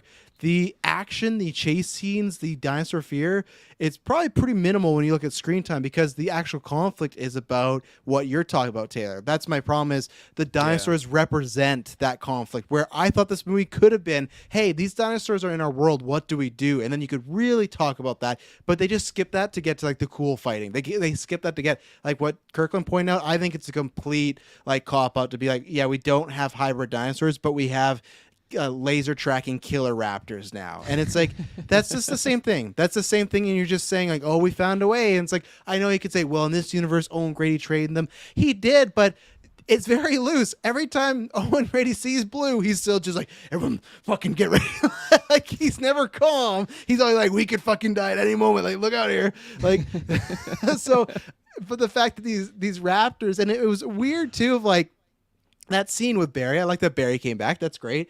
He's like, so there's this one raptor that's tracking him, right? And they're going to do this whole, roll and get him in the locker. That's all good. I like the chemistry. I think they bro hugged way too many one times. Just like, yes. And they're just like right after, it's like, man, there's still fucking gun shooting going on. Like, let's focus up here. But he does that, and then at one moment he tells that lady to put like CIA, put your hands up. And she puts her hands up, and she hits like Pratt with the tracker. So what were those dinosaurs? They're just chilling there the whole time, just like they're just waiting for their call. Waiting for next target. Yeah. So either one, that is like, okay, that's how they work, and like I said, that's like a lame hybrid thing, or it's just bad editing, and they're just like, they come like raptors are coming out of nowhere. She clicks her bracelet, and it kind of pulls them towards her. Remember when Bryce Dallas Howard had her there, and she clicked it, and it sent out a signal to call. But what them? were those raptors doing before? While Barry and Chris Pratt were doing their thing, because she hits that, and those raptors run from out of nowhere in the same area. Where were they? They're probably chasing the other dudes. She No. She lasered, right? From that far, they were on Chris Pratt like but that. But she well, they run really fast. I mean, they're keeping up on that bike scene. Through Those walls? things could run. Oh yeah. And that's right. Yeah, it's just again where I agree with you, Taylor, that there's moments where they try to hit on that. Like even at the end, right? They try to make it not just about global warming, but I feel about everything. Where it's like, hey, we could face extinction, but the biggest thing is we have to work together. We have to coexist. Whatever problems is, we have to find things. One, as people aren't going to watch a Jurassic movie and take that from it. But why that's not going to happen? Because the movie's not about that. Jurassic Park is about that. This is about let's have a fun time with a bunch of chaos. And that's where I think they had a chance. And I think even Jurassic World, the first one, has a bit more of those shades of going too far, the like commercialization of things. Because there is a lot of action in Jurassic World, but we get a lot of like, I feel like the moments in Jurassic World we get, I don't know, half an hour to 45 minutes before shit really hits the fan. Shit's hitting the fan 15 minutes in this movie with those locusts and stuff, right? So there's not a moment to breathe, and I think they just do that, in my opinion, because they don't know, like the writers can't tackle what they're not Steven Spielberg, that's, and it clearly shows, in my opinion, of like you are not, and yeah, that's a big thing to come up to. Like, yeah, you're not one of the greatest directors of all time, but that's why he made that work. That's why he made Jurassic Park, and I still think Lost World. I think Lost World is fucking like The Godfather compared to this, like work because he's still touching upon those aspects. Where this movie has some line drops, but is not about, in my opinion, those things. And yeah, that power broker lady or whoever she was, man, I didn't like anything. I didn't like the black market. I didn't like the selling of people. Justice Smith was back. I was glad they didn't make him yell a bunch, like good for him and He stuff. had like a different voice too, I swear. Yeah. He was talking all like deeper and manlier. They gave him a beard. It's like this guy's all grizzly now, working for the CIA. We're actually, fuck, we didn't even take an ad break. Let's take an ad break right now, and then maybe we'll talk about the original characters. Talk about some good stuff here because we haven't touched upon them. So we will be right back. All right, Taylor Field, you start off. How did it feel seeing Dr. Grant again? Oh man, again, that was one of the scenes that made me tear up. It hit me right in the feels. I really liked him. He just fit back into this theme like it was yesterday, and yeah, his dialogue worked for me when he just starts talking to Ellie Sattler, and then Ian Malcolm gets back in there, and Ellie Sattler's like, "Oh, he slid into my DMs," and he's like, "Slid into your what?" Like, he just is hilarious. I love that innocent humor, those one-liners, because like he's not tech savvy, and like holy shit, he reminds me so much of my dad. It's unbelievable, especially in this, and I think just Sam Neill.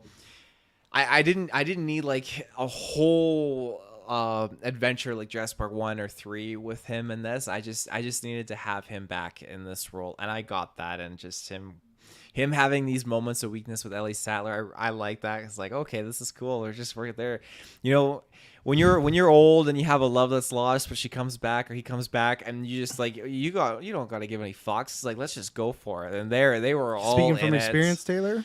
Not old yet, but but yeah, they're just going at it, and I loved it. Just these passionate moments. Okay, please pause. For people that have not seen the movie, they're not going at it. They're not. Just When they fell out of the locust, they fell out of the locust pen, and their clothing was all ripped, and they were ready to pounce on each other. They have one kiss at the end, and the rest is longing looks, which I'll like. But I would not classify this as going at it. My God. Oh, they were macking, right? We looked up that term. They're macking, yeah. Poor Maisie. They're like, oh, sit back there. I gotta. Pop this pill. I have to say, pop this pill. We don't work for bios. Oh shit! You're fucking on the floor right here. Yeah. My another scene that brought tears to my eyes was I really liked when they found Beta and Maisie put her hand up. I just thought, oh, this is super cool that she just like pulled that out, did that, and Eyes then on me. Chris Pratt kind of gave direction, and then Alan put his hand up, and then he was doing the control thing, and he started to move off to the side, and he was just doing the thing, and I started to tear up. I thought, holy fuck, like this is our raptor expert, our dinosaur man, and he's actually doing this. I'm almost tearing up right now actually thinking about this again. But like he just pulled it off, and I love seeing that just come full circle where he's been terrified of these things. Like, you remember the sounds they make. Okay, no, he didn't say that terrifying. He was saying that horny. That line. Yeah. Yeah. They're still when she making like those comes sounds, into his Ellie. tent, do you remember this? He's telling everybody, hey, you guys remember the fucking sounds that raptors make? Oh, I and he's was like, yeah, chuckling. one lives with me. God. Yeah.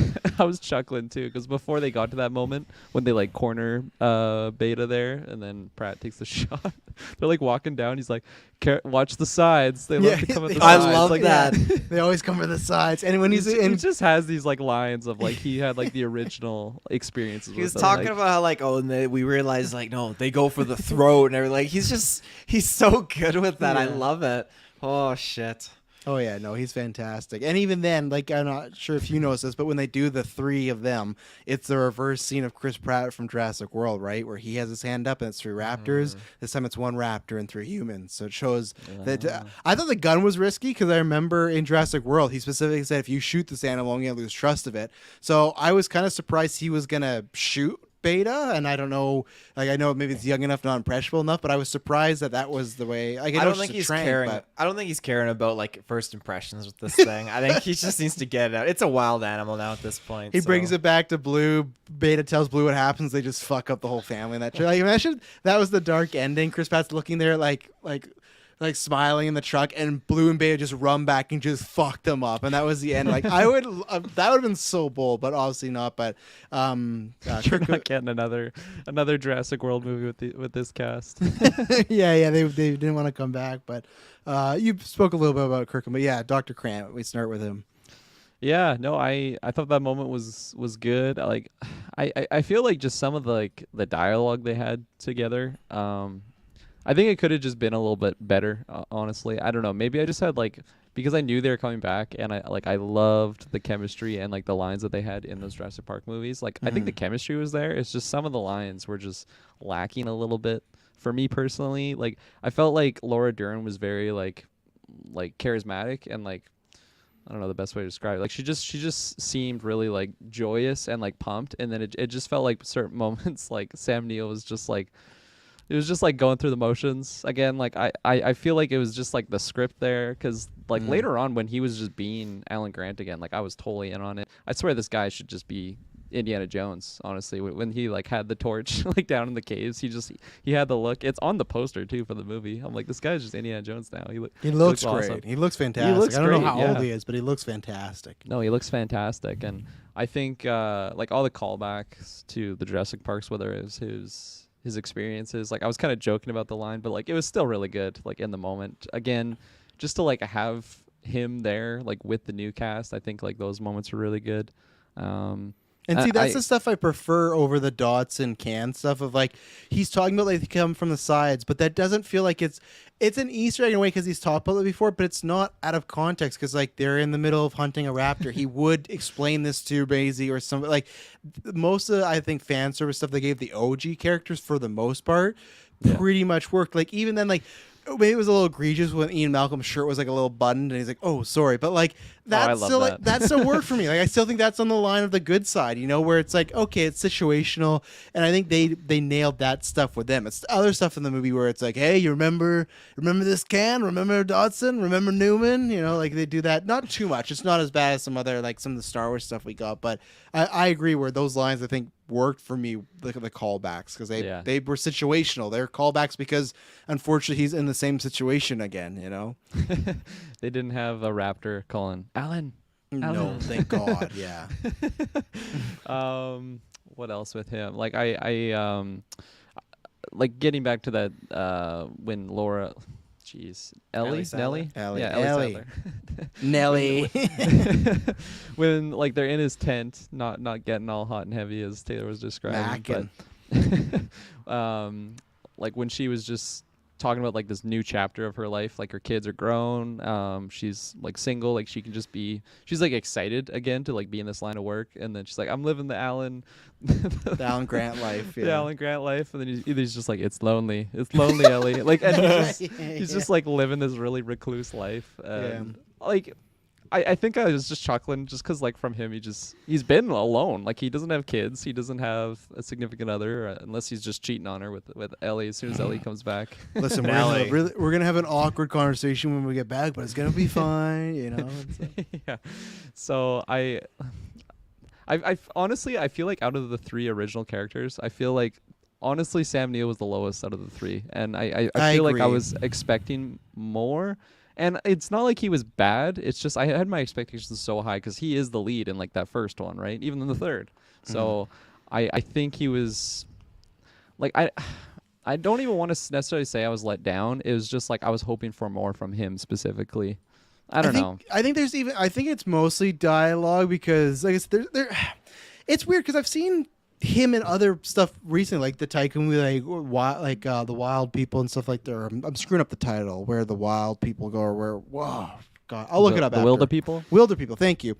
Like he still has it, and it just felt like maybe he was. I just feel directed poorly, or this was these dialogues where even that line where she's like, "Oh, at the end, like, oh, you're gonna go back to your tent. You're gonna come with me," and he's just like, I'm going with you. But it's like that's all you could think of. Like he did, like there was nothing clever. There was nothing, and I feel like that's a problem that other than the lines that he has that are kind of having some tributes, and I think that he has again charisma and good chemistry with Laura Dern, but it's just that I think they just gave him, I don't know, not the greatest script for him to work off of, unfortunately, but he still brings it, you know, and I think I still like that he's always annoyed with Ian Malcolm. Like I love that they're always just at, but I like that he saves them later on, and the last shot of them two together is them talking, and he kind of like doesn't have his hand over him, but he's like grabbing his shoulder and stuff like that. So I like that. It's again, it's fun. He's like, oh, I haven't seen him in years, and him and Ellie have been talking for pretty much that whole time. So yeah, he is wondering. Like I agree with you, like all that innocent humor works with it because that's, I think again, that's where I attribute to that's Sam Neill's like face reactions. You know, like he's good at selling that stuff. Yeah.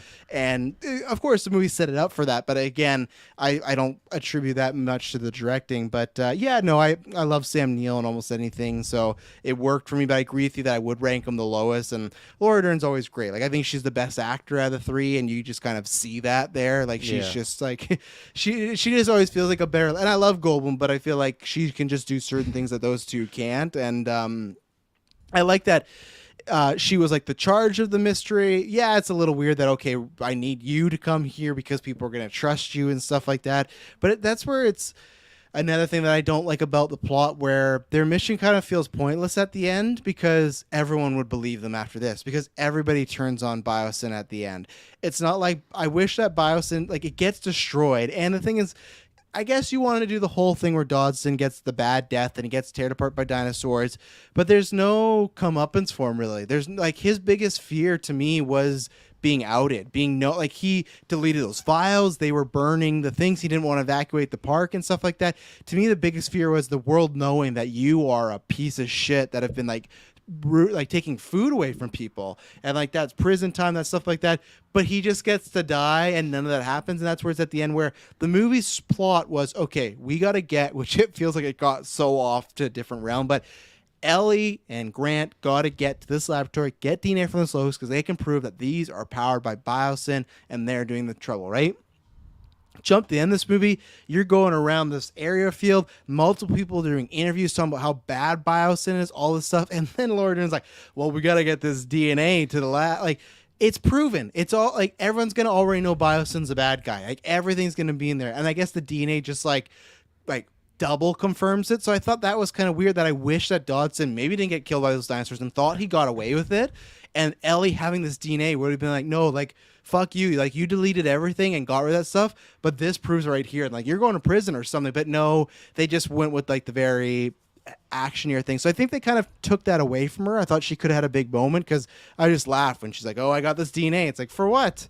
What does it do now? Like, it's all like, it's over. It like, cool, you came here for nothing. Like, apparently all we had to do was just break the glass where the locust is, and everything would have fell apart. So they could have just fucking hit that button without like doing anything. Like, it would have just ended all of Bios. Yeah, oh, exactly. Yeah, they would have break out. But so that's where I like that she started the mission. I just wish they would have kind of had her finish it. But then they do this thing like Fallen Kingdom, where they're going to go to court and they're going to talk about all these things, but they skip over that stuff. They're like, oh, the audience isn't going to care about people talking about real world stuff. It's like, no, like, that's why I like Jurassic Park. But alas, that's what happened. So, but she was great, and I really liked her team ups with Bryce Dallas Howard, who I've not talked about. That was fun. I think out of new people, Bryce Dallas Howard is actually also the best. I've liked her arc of where we went from World to where she is now, and we see a lot of like her taking chances, but especially in that way, it's so cool. Where you think about Steven Spielberg directed the first one. Steven Spielberg and Ron Howard are good friends, so you have like Laura Dern working with Ron Howard's daughter here. Like, in real world stuff, it was just cool to see these like people literally of the old school of Hollywood and new school of Hollywood like working together. People that have worked, like, she's worked with his dad, like all this stuff. It's really cool stuff, but I just liked them as a team up together. There's some cheesy one-liners in the middle of the dark locust stuff that I don't know if, like, when they break the power, it's like, oh, that feels good. It's like, all right, I don't know if I needed all that. Like, some of the one-liners that are meh, but overall, Laura Dern was great. Absolutely. What was I gonna say? Oh yeah, you brought up a good point on like how Laura Dern's character started the whole mission with the locusts. And I think like how that ended, it just goes to show like how bad of a plot point that actually was, because like nothing even came of it at the end. Like, it literally was just to get them to Biosyn to interact like with our new crew. And that's something that like I didn't really even stew on, honestly, till we were starting to talk about it now. It's just like I already didn't like the locust plotline, but now it's just like it doesn't make any fucking sense, because like, hey, I got this DNA sample and like we're totally gonna ruin Biosyn. It's like, that was yesterday's news. Like, they're already done. They kind of shot themselves in the foot by just and that's what I said on rewatches. Crops. Like, I don't know where it's gonna go. Oh my god! And that's where it's interesting though, where if you wanted them to get to Biosyn, I just feel like, again, in the writer's room, they couldn't think of anything to get the, like, even using Maisie somehow. Like, I'm not sure how they could have done it. I'm not sure, again, like, it's just, even they could have got a call being something like, hey, like, Golden feels like they're shady, and use some sort of other reason why they're being shady with the dinosaurs. Or maybe they've all, no, they could have done, it's just been like, hey, you have Biosyn, that's like, oh, we're a safe haven for dinosaurs. And then no, it's shown is they are in the black market. They're working with people. They're taking these dinosaurs. That could have been your plot right there of, hey, this group that's showing that they're supposed to be peaceful or dinosaurs, they're like helping breed dinosaurs. They're like killing dinosaurs off. They're selling them for all this money. And Ellie Grant, or, well, I guess she could be Ellie Grant now in the next one, but like, you know, Ellie Sadler and Dr. Grant could go there to investigate. Maisie's already going there because the cloning stuff, right? And he even said, which we'll get into fucking Dr. Wu, my God. What a character. What a coming to Jesus moment that guy but had. The weird thing was, he says, like, okay, we could use this to fix locust. And then also what he says is every generic bad guy says, like, oh, we could fix cancer, Alzheimer's. But it's already there. They could already want Maisie to come back because they want to fix those things. So you could take the locust out of this movie, make a few adjustments, and it could be the exact same, if not better, because you could be shorter or focus on more other stuff. But though that I want to know where that, I can't wait for interviews to see like where that locust idea came from, like what inspired them from that, you know. So Taylor Field, Ian Malcolm, or if you want to mention anything on Locusts, if you have any counteracts. I mean, again, I was just the Locust. I didn't mind it. With the whole thing with Ellie Sattler, I loved her in this movie too. She was awesome. I thought her setup with Bryce Dallas Howard doing the power grid thing down below was a good callback to the first movie as well. Ian Malcolm kind of guiding them over the radio, but That was so good. All that stuff for me worked when like he was not wrong when he's like it's 4 from the bottom and she's like you gotta be more specific and he's like 3 from the top like I don't know if you could do it and then Ramsey's like it says this thing and then they hit it like oh right and he's like yeah that's what I meant like oh it's so good but all that humor for me worked when they're in the when in the control room like we'll get to him but fucking Goldblum knocked all that stuff out of the park but but yeah I take it again not as too much of a red flag.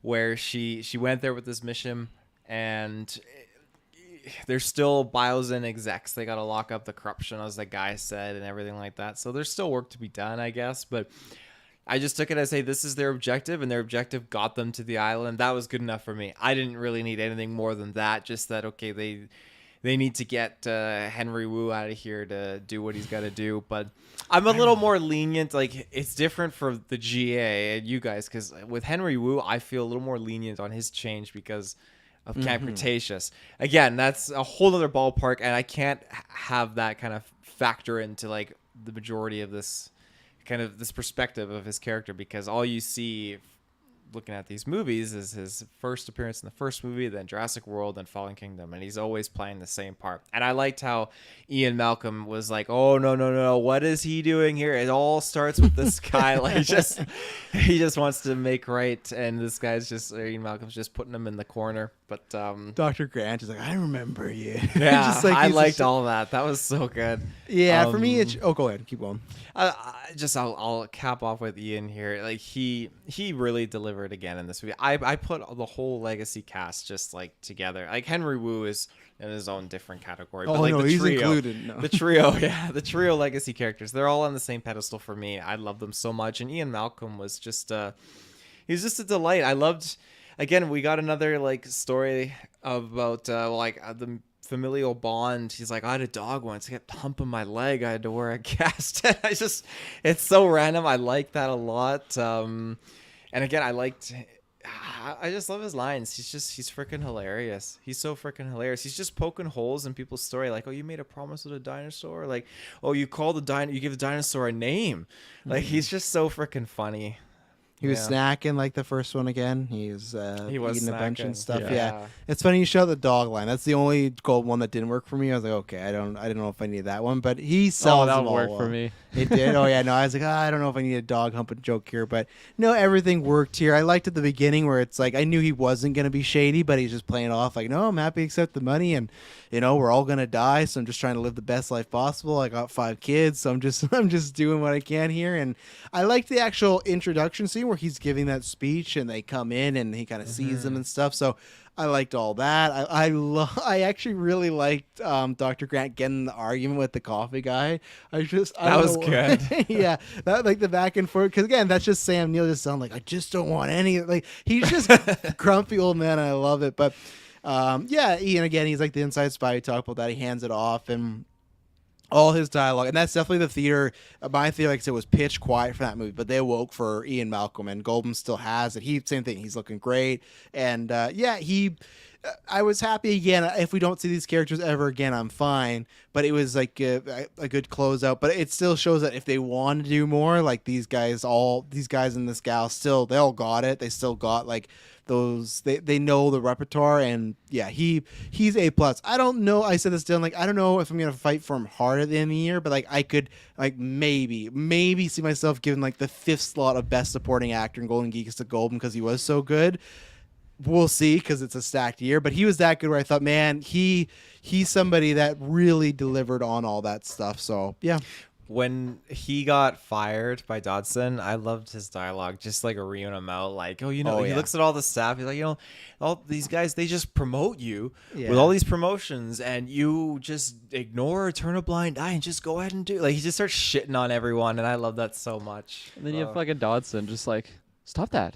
Like talking, fucking stop just such talking. a terrible fucking villain. Oh my god. I also another thing I like with Ian is when he gets the gate and they're at that cave, which I just that's one part where I question. I'm like, I don't know, you guys are gonna just go explore around here, like, all right, like people should have sat in their fucking tram cars and been okay, but either way, they end up fine.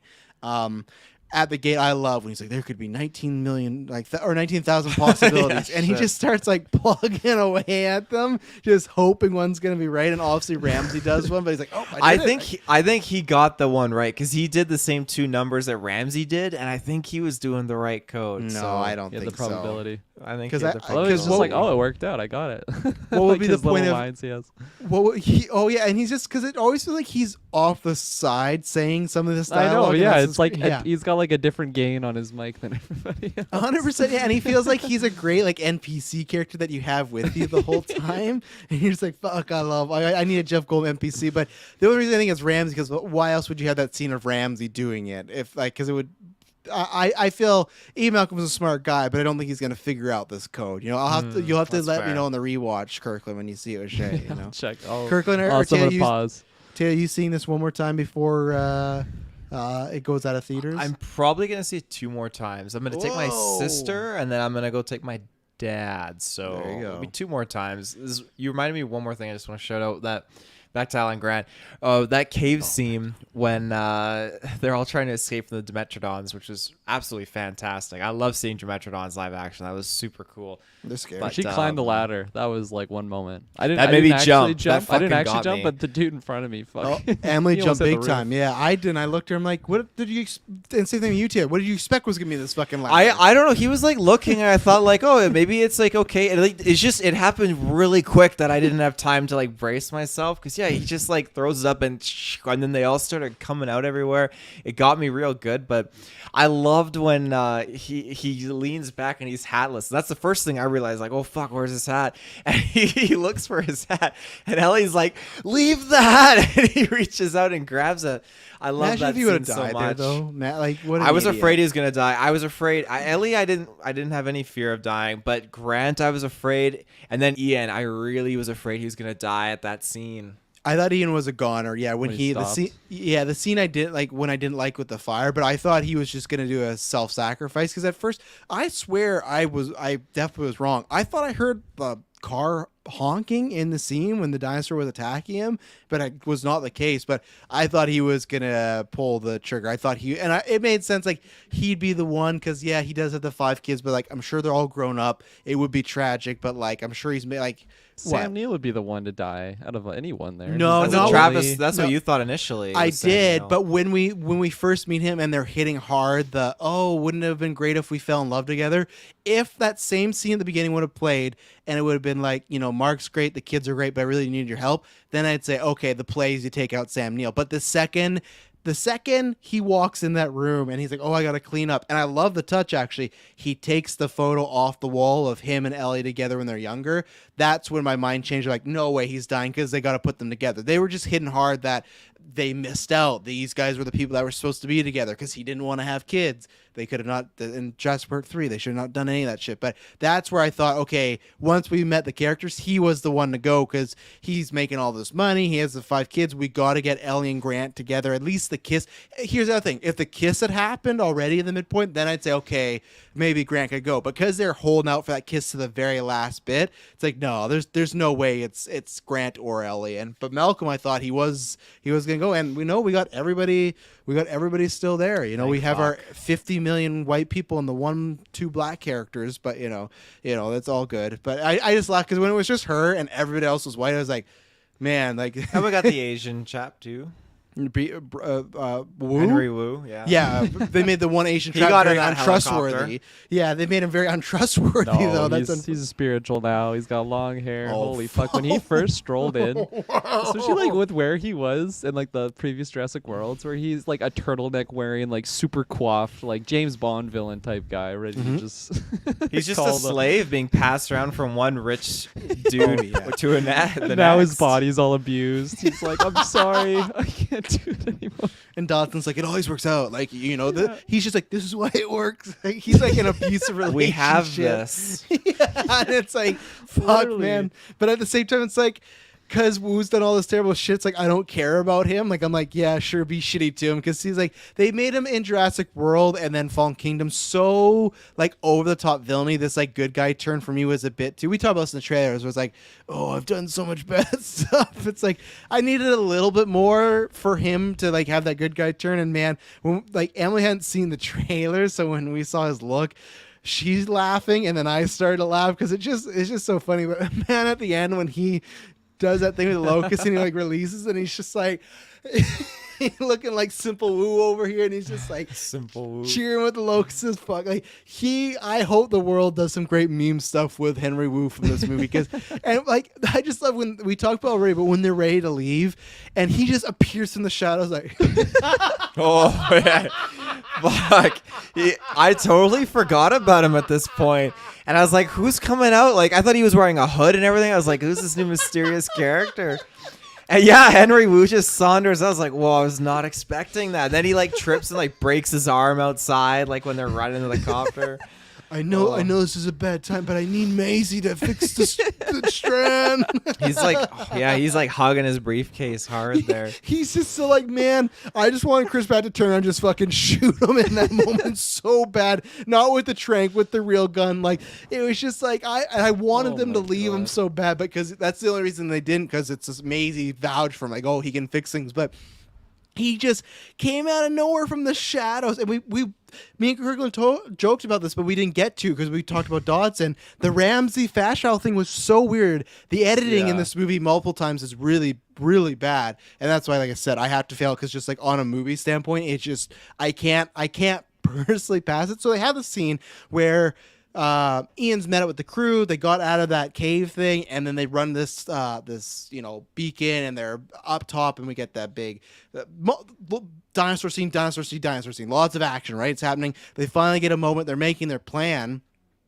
I don't know how this fucking happens. Ramsey has a scene with Dodson. Oh, it was you all along. Yeah, I'm going to stand here and smile. And then literally the next scene, the exact next scene, Ramsey walks in that center and is like, hey guys, what's up? What's going on with security? No, I can clarify this for you. No, but it's the exact same scene. It happens right after. He literally walks in the room. How did he get there so fast? To the tower they were at? Yeah. They weren't at the tower. Remember, they actually went underground, and there was that scene where they're actually going in the tunnel, and they walked to the command center, and that's where Ramsey met them. The buildings look very much similar, like same setting. How did he get there so fast? So it literally, he walked out of Dodson's office into their room. That's what it felt like. Yeah, but it was just the same like small compound headquarters like area. But like the main characters went from that tower underground, went to that command center. And then, I mean, like, he just strolled it. It's like, if you want to go bad editing, I would say, okay, like, the woman is flying the Raptor on the plane, Kayla, and then she just shows up next to, like, seconds later, and she's just chilling in the black market under. Well, yeah, that like, didn't make ground. sense. So there's that, but. I think the way they edited Ramsey going over, it didn't make any sense. It felt like, because we didn't see them travel that much, and it just felt like he just showed up randomly and he just knew where they are. So it was strange that a lot of fast travel happens in this movie. The plot fast travels, and characters are just, they got a bunch of powers. I'm used to the dinos fast traveling, but now it's the actual humans. Yeah, they've evolved. Let's take another ad break, and then we'll be right back. And we're back. So where we want to go with this, gentlemen? I didn't give my thoughts on Ian other than just joining in on you guys, but I Perfect. basically agree with everything you said. Like, I think he was 10 out of 10, 100%. He was so good. Like, all of his little, as you said, Travis, who hides off into the shadows as he does another wardrobe change. Nope. Like, I just loved all of his lines when he was just like speaking kind of in the background, but like not really adding to a conversation, just like giving his little 2 cents as if he's talking to himself. Like, I think he's just like a master at that. Like, it's probably so hard to like teach that type of like timing on like line delivery, but like it's just Jeff Goldblum being Jeff Goldblum in those scenes, and he's so good. I laugh so hard though, because like when you first get introduced to him and he's doing like that lecture or whatever in the lecture hall at BIOS, and like in my mind, I'm like, this is probably just Jeff Goldblum. Like, he doesn't even know he's being filmed right now. They're just like recording him behind the scenes. He's just like giving this really like deep talk, just like how humans are just destroying the world. It's just like I feel like there was something specific to like dinos, but honestly, it could have just been Jeff Goldblum just going on a rant there. But all in all, like I think he was fantastic. I definitely thought he was gonna die. He had like a Rambo moment of just like throwing the flaming javelin into the mouth of the what's it called? The world's giant penis dinosaur. The Giganosaurus. Giganotosaurus. Yeah, the 7-foot dick dinosaur. Fuck, I have your stupid song. 7-foot dick wrapped around his neck. You're going to think about that next time you hear we don't talk about Oh, Bruno. 100%. No, I've ruined you. The same Oh, way. you did ruin me. You know. But yeah, no, he was fantastic. It's the same way when you watch The Batman and you hear this. God, what are you showing me? His head. Come on. Yeah, you ruined that for me too. But I don't know where to transition to. Maisie, we haven't really talked about her. Take it. She's having her teen angsty years. She's just getting a little bit control issues from her parents. Just wanting to bike to the local lumber yard and just. I feel like it's a pretty like I know he's like, oh, I remember how we were at this age. They make Maisie pretty smart, so I just feel like if you were to explain, hey, you go out there and you get known, you're gonna get fucking killed, maybe you get experimented on. I feel like it's a pretty good reason. I know Yeah. Claire's like, oh, you gotta hide her up, but it's just like we don't know the situation, what's going on completely here. So it got us from. Even then, I don't know if it was needed that much because she gets. I don't know. She gets kidnapped. I don't know. It's fine. Yeah. What about the the fucking kidnapper? When they Oh, first like God. zoomed to that guy, I completely forgot about him until now. That goes to show how the impact he had on me. Mhm. But like when they first go to him, he has like this like I think it's like a teardrop tattoo or something. At first, like the angle he's at, I thought it was the Jurassic Park logo, and I'm like, this is our wow. poacher here. He has a Jurassic Park like tear He tattoo. takes his job fucking seriously. Yeah, he just looks like a fucking He serial. just says killer. dinosaur on his forehead.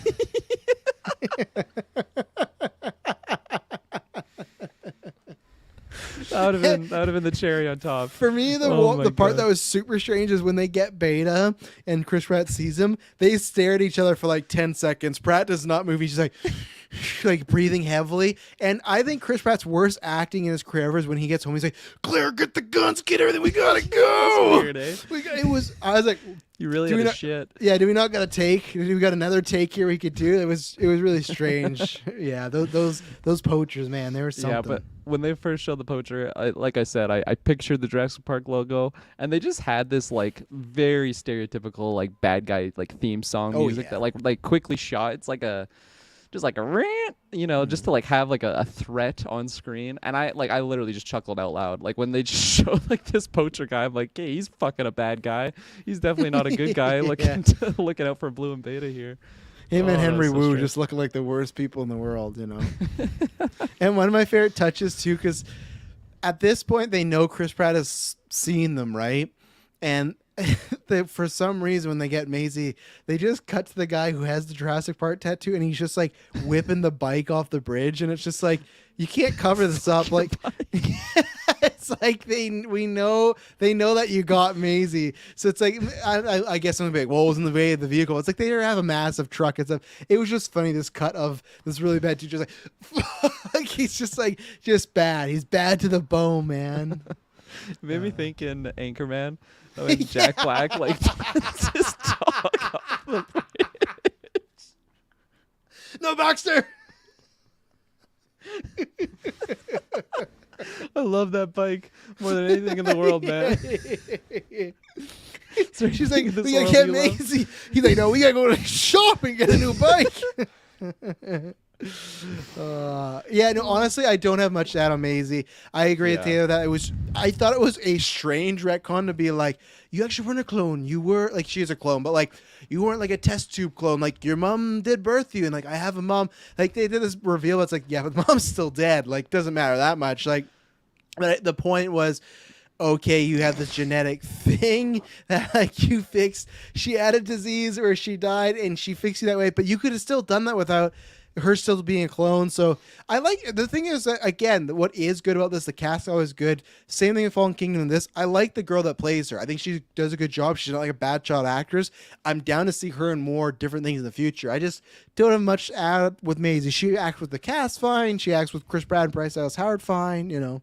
Yeah, no, I put it all down to the writing. I chuckled there when you're talking about that scene because I completely forgot like when like this like I literally was like I chuckled. I don't want to say I laughed out loud, but I definitely chuckled out loud to the point that like people could probably notice in the scene when Henry was like talking about like no, like you weren't just born in a test. Like again, I don't fucking remember. Oh, I know what you're gonna say. Your mother made you with herself, and then it's like the same thing that Blue did, and like it's just I think I was just still so blown away about like the other side of the spectrum of Henry Wu from like where he is in Fallen Kingdom of like the turtleneck. He's got the long hair now, like he's wearing a shirt probably made out of hemp. Some shit.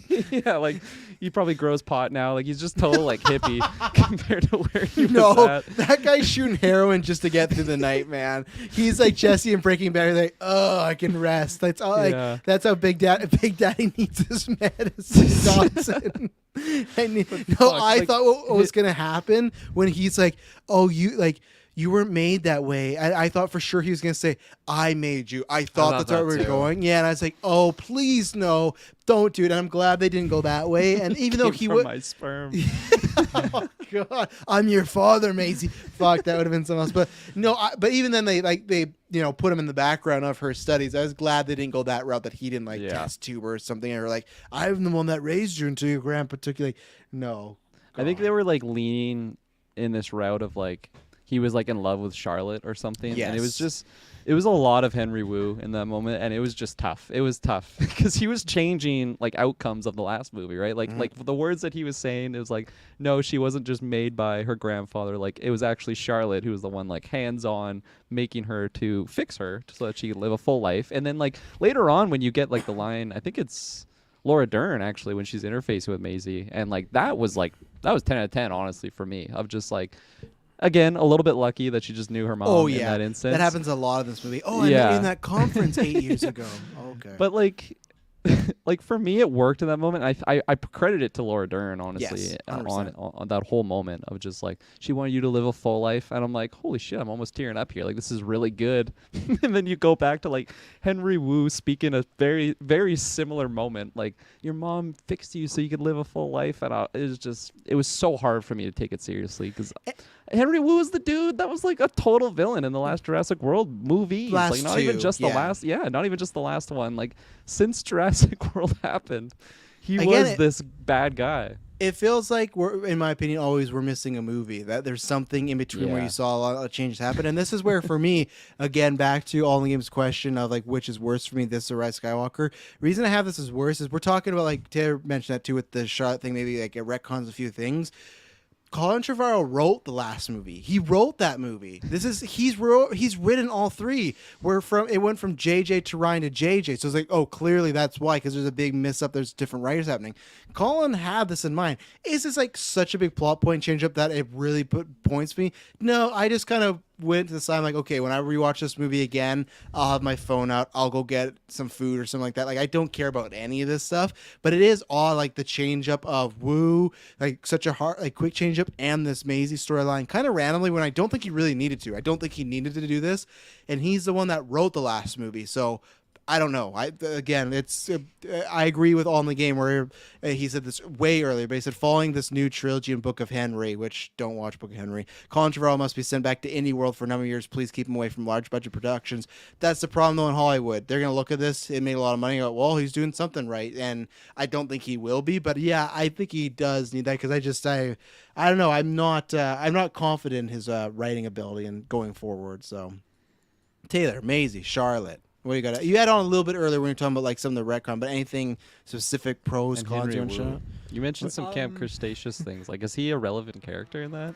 Henry Wu becomes kind of more prominent later on, just with certain kind of like getting more of his research and everything like that. The whole thing with him in this movie and his turnaround kind of perspective, again, I kind of run with it because in those other movies, like I He's don't. got a cross around his neck now. Yeah. Like he just totally felt like he like went to. Does he actually have a cross around his No, neck? that I was joking. You could believe that though. He comes out wearing like. You his see him in the nice sweater. copter, he's just rocking back and forth like praying He's got away. his prayer beads. Yeah. Yeah. Oh fuck. But yeah, I don't. Sorry. I don't see him as. It's perspective. In those other movies, like is he evil? I won't say he's evil. I think he's just at the expense of these maybe evil people, and then people that are just, again, I say it again, they found their dad's gun, and he's just, all he wants to do, and they reiterated that in this, is that he just wants to create his dinosaurs. He's like Frankenstein, like Dr. Frankenstein. He loves these creations. I think the only thing that doesn't line up with your Camp Cretaceous stuff is that could be the right motives, but I think it's the way that what's his name again? Who plays the actor? Who is the guy that plays him? Shit. Who? Is it BD Wong? Right, BD Wong. Yeah, He played- BD Wong, yeah.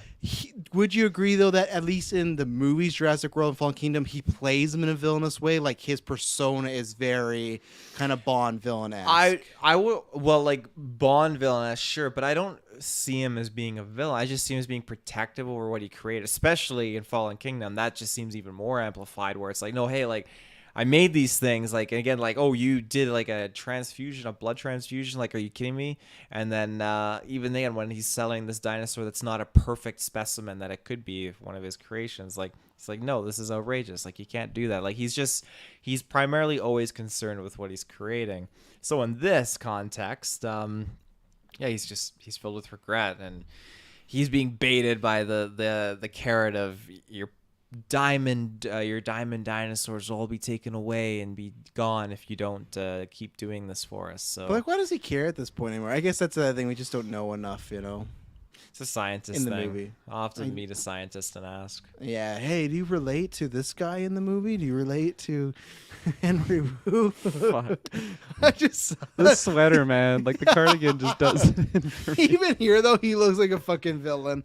Like he looks like He he's does. planning to kill James Bond. This looks like he's in like a Predator movie or something. Like those look like the face huggers. Oh man. One thing I was gonna mention. Are we done with Maisie and Henry Wu?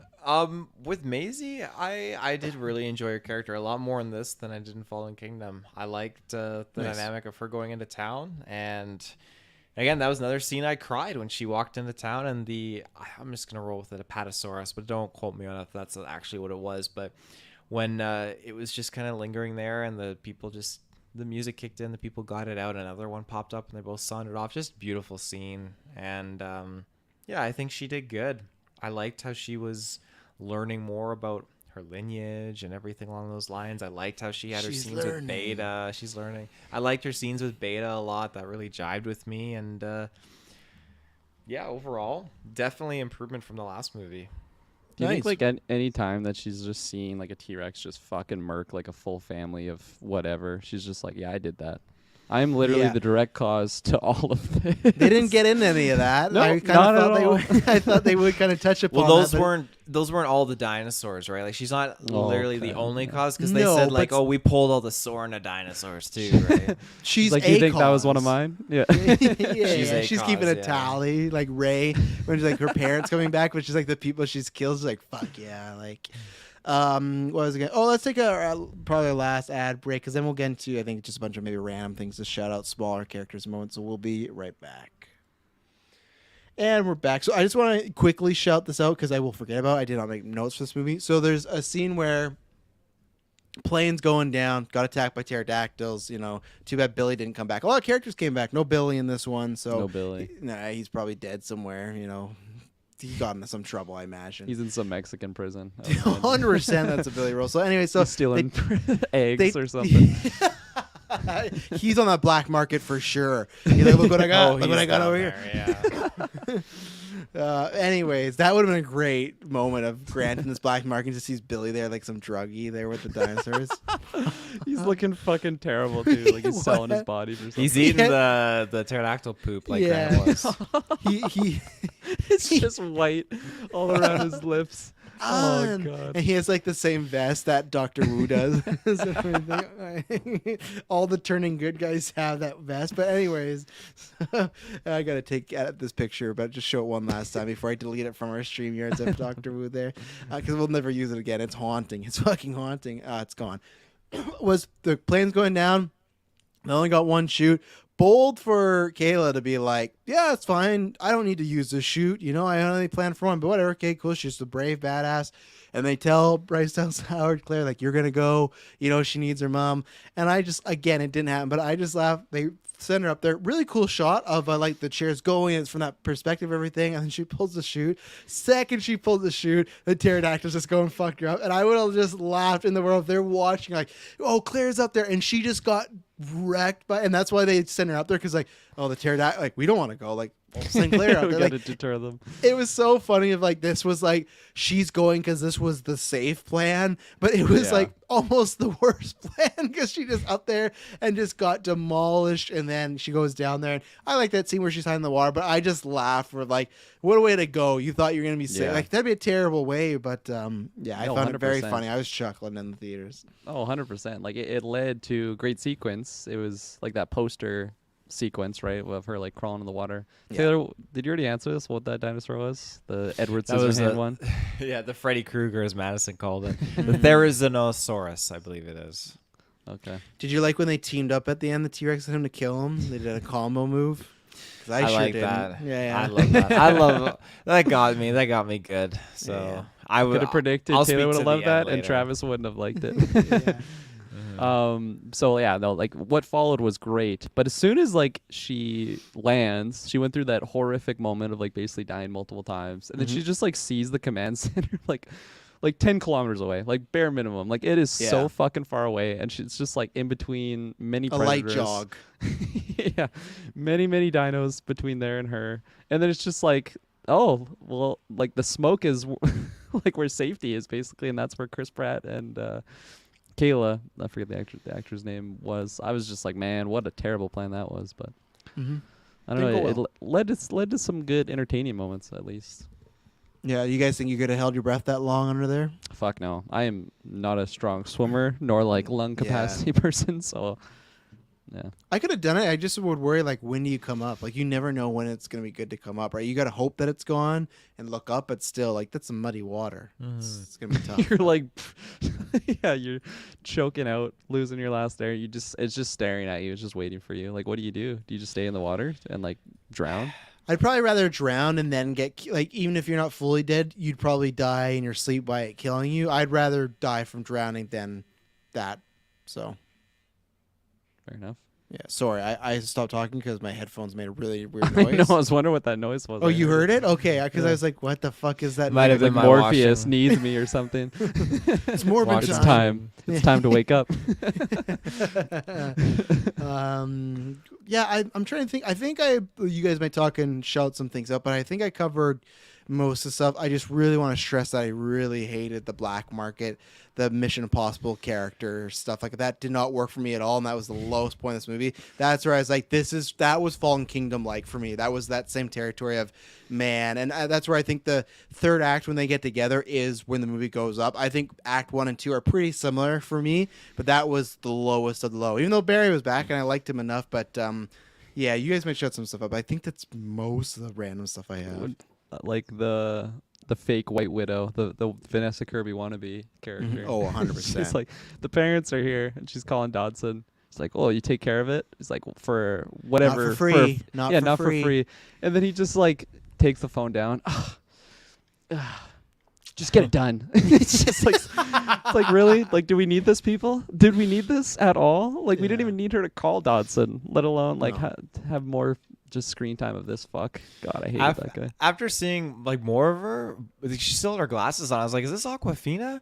And then when she took the glasses off, I was like, "Okay, no, it's not." But I thought it was after I thinking like, "Oh, is it Vanessa Kirby? Is it Aquafina?" To not just being a different actress. So And I still don't know where she's from, because me and Emma, I'm looking at her right now the whole time. I'm like, we've seen her in something, but I have not figured that out. So I'll probably reveal that at the end here. So The sequence of them being in the town, I love the black market setting. I love seeing the different dinosaurs, just like on like one dude's got one of those aerial ones, I can't remember the name of it, but on his wrist, and all the little dinosaurs, the fight pit going on, everything like that. I thought it was really just a cool. It almost felt like a weird Mos Eisley equivalent, so to speak. Star Wars, and for sure. I definitely enjoyed what we got, because I mean, this is a shitty part of what people would do with these exotic creatures. And I guess moving on from that, when we got to the other stuff with the agents, I actually liked it because I like the Mission Impossible vibe that was kind of coming from it, and it just, for me, it was cool because we haven't had this in a Jurassic Park film ever before, like in such a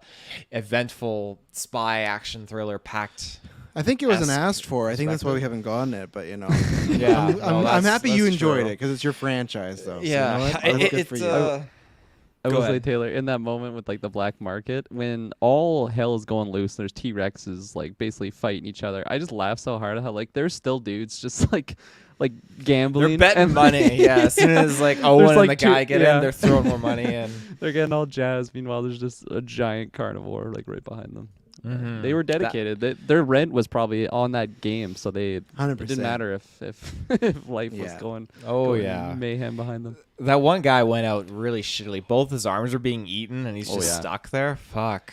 Taylor, big thing. Where did you get? We did a newscast on this. Do you feel justified or satisfied with the answer of Scooter Guy? Because I was looking out for that. Because in the trailer, there's that moment where Scooter Guy is going, and we've talked about everything like that. I feel like it's even worse that he was still scootering around with these dinosaurs were loose. Because like clearly the town was already in a ruckus, and he was just scootering in the middle of these dinosaurs, and he got eaten up. I was worried it got taken out because it wasn't popping up, but no, he got eaten, and that guy's a fucking idiot. He's scootering in the middle of them. I let it slide. 'Cause again, these dinosaurs fast travel. I let it slide in the moment because like it was just all hell was Right, breaking fast loose, travel. and he didn't know what the fuck was going on. Henry I Wu put that believe gene in the fast travel gene. They can he just did. I believe he's the guy too that won the contest where you get eaten by a dinosaur, and so that was his. He won the contest. Oh, and had to be okay. eaten. I think that's what it was associated with. I thought you were talking about in real world, like that was the thing in black market you could bet on, like who wants to be eaten by a fucking dinosaur? Yeah, And this no, guy I like me. Yeah. Okay, that's cool. That's fun. That'd be awesome. Mm-hmm. At least it's a But- memorable eat, It was Yeah. definitely a memorable eat. Oh yeah. He was like all over the trailers too, marketing material. Yeah. A couple other things I want to shout out was I was really afraid that the Queen of Easel New Blooded T-Rex was going to actually die at the end of this because I can't remember if it was Colin Trevorrow or who was saying it, but it was going to be a very fitting end for the dinosaur, and that had me kind of a little bit alarmed because I was thinking like, shit, I don't want her to die. And seeing her have that little tussle with Giganotosaurus initially, I thought like, fuck, like it just bit down on like the front of its face. So that's brutal, but it sauntered off. And I'm looking for the distinctive markings on the neck to make sure it is the same T-Rex because I know that there's other ones as per Camp Cretaceous, but thankfully, like that, well, thankfully it's alive, or she's alive. But that scene where she got whipped up on the side of that slab and just the helicopter's flying up, and I thought, fuck, she's dead. This is brutal. Then we're zooming in on it, and it's like the ceremonious kind of like closeout, I guess. And then the other dino pops into Freddy Krueger to kill a Giganotosaurus. And I was just gonna say, what was the fitting ending then? It's just the fitting- same thing they've done with her. The like, fitting 2 times ending that now. I really liked was when she was Sonder. Like, I love that she like snapped out of her unconscious state and fought back. That was great. But the fitting ending for her that I really liked was that she was walking around in the resort area, the sanctuary, and these 2 other T-Rex. When I get to see live action 3 T-Rexes, which was 3 Tyrannosaurus Rexes, which is fucking fantastic. And I full on attribute it to those being the same ones from Sorna. And there's no one that can say otherwise, because when they said in the movie, we brought dinosaurs from Sorna, I just love the idea, like, hey, we got the 2 from Lost World, and we got the original one from the first Jurassic Park. Just like, here they are. And even their colors distinctively looked and resembled that, where Isla Nublar's was much more of a brownish color, and these were more like a greenish gray in their skin tone. And I just really appreciated it. I thought it was just, again, I loved that moment so much. It was a nostalgic kick. Very nice. Glad that you got the fitting ending. Anything else to show out, Taylor? That Pyroraptor scene again, I really enjoyed it when it went under the water and it was swooping around and Chris Pratt fell through and then it like jumped up and was just chasing them and yeah, it was freaky. It was a very freaky dinosaur. I think that would have been so much better if they kept that out of the trailer, because it would have just been such a shocker if it just went in the water there. It would have just been so much more suspenseful. But I agree. I still love the scene. Like I mentioned in the non-spoiler, I think, of just like the design of the dino was really cool. It had the feathers and everything. I wanted to shout out.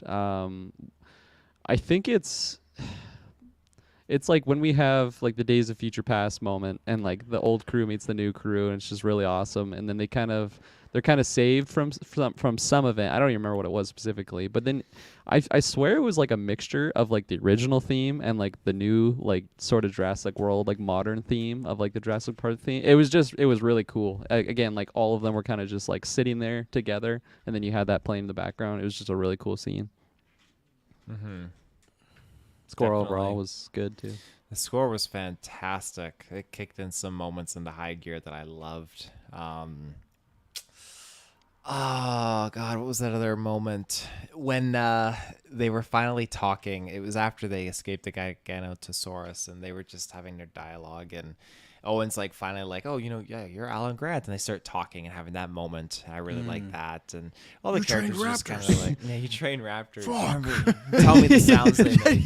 Damn it, you took the joke from me. What they sound like. And he pulls out the Billy thing. He's like, I got this thing. You reminded me, that was actually in the movie, the resonating chamber thing. Was it like, in his camp? In his tent, yeah. He had it like behind him. Yeah. Did you see the you reminded ashes me of about Billy there too? That was pretty sad. It's just like a skeleton of him. How like in Jurassic Park 3 you have like It's what he wanted.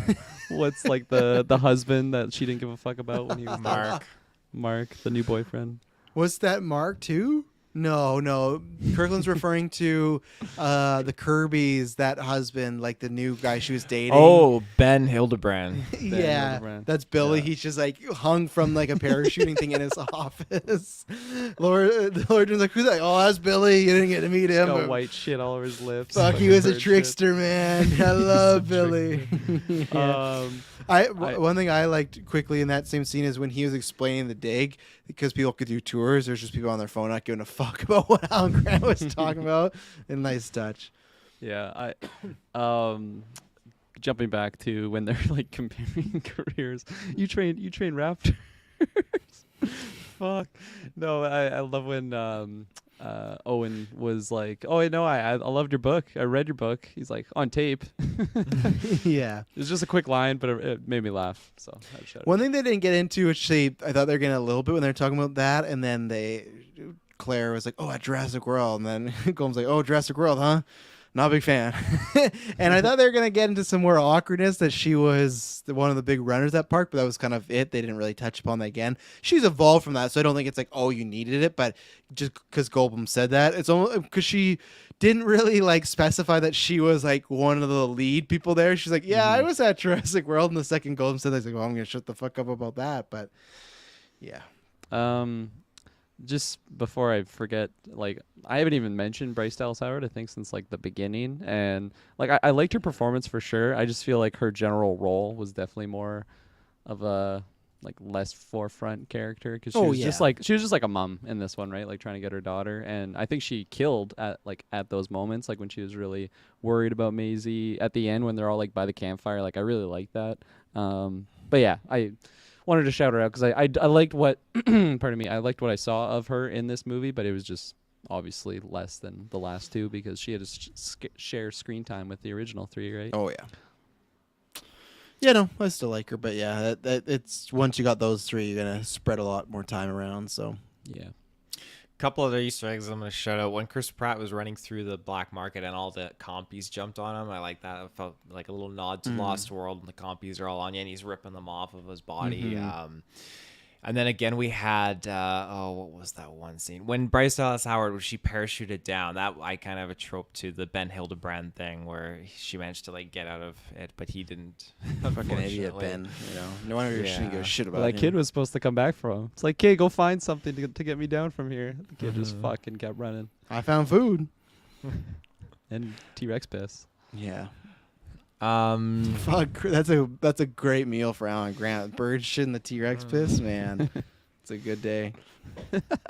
I have to rewatch it to kind of pick up on more Easter eggs because it was just course. most of the time just like absorbing everything about this film. Yeah. The Biosyn like architecture was pretty fucking cool. I'm not gonna lie. Like that central square they had, or not square. That was a more cylindrical shape, I guess I could say. But just a really cool design. Yeah, Yeah. So that's it. We covered everything. I think so. All right, I'll go first because I know I got the lowest score. I think I'm gonna go. Excuse me. I'm gonna give this a 3.5 out of 10.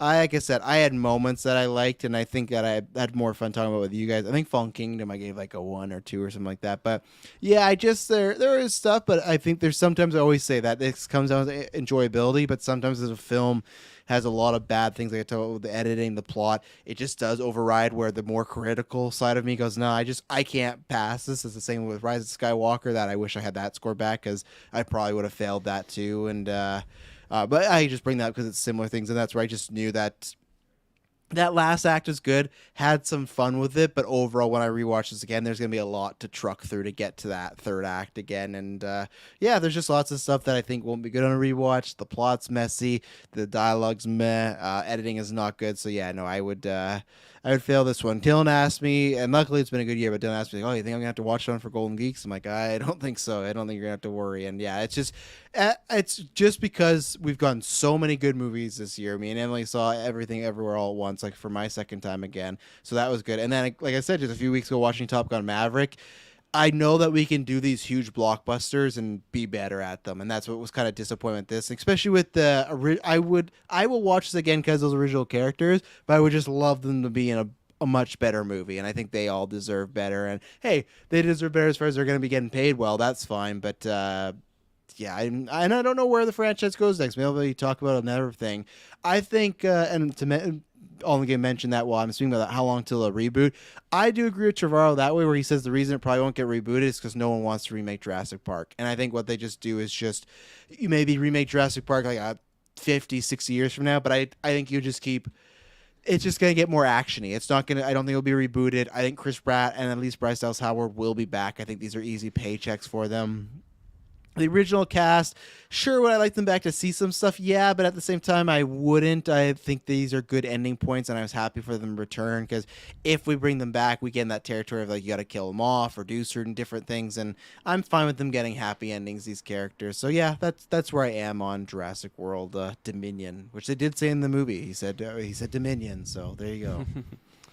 Yeah, I'll go next. I'll ramp us up to the highest rating guy over here. But man, what a journey just this review has been for me. Like where my score was like during the talks and just fucking talking about Dodson, talking about some other some Mr. Wu stuff.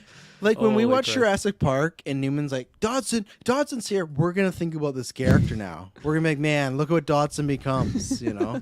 Fuck. Some questions don't need answers. But like honestly, I still stand where I was on like I will pass this movie. It's definitely over 50% for me. I think the theater experience really boosted for me. Like if I saw it in IMAX like Taylor, I can only imagine how much more intense those moments would have been. Just to think too, I was like literally like a week away from seeing Batman in IMAX. I was in Victoria and they had Batman coming soon. That'll be like forever big regret. Just couldn't go 1 week later on that vacation. But that's not what this is about. This is about Jurassic World. So I loved the dino moments. Again, like seeing new dinosaurs, that was awesome. And like the original cast was a great just nostalgia like thing of having those characters back. And like I said, like I think out of those three, Sam Neill was the lowest for me, but like he was still fantastic. Like it was still just so great to have him like be that paleontologist person again, you know. So it was really fun. But yeah, there was some definitely egregious moments that I think rewatching this, I'm gonna be thinking those moments are like Fallen Kingdom level for me personally. So I think I'm gonna give this one a 6.5 out of 10. Just the Dodson stuff was so bad for me. Like, really? Like, we couldn't have done anything better here. And the locusts, like, I honestly, like, almost completely forgot about the locusts, like, entering, like, this review now. And, like, the whole Henry Wu thing was so weird to watch.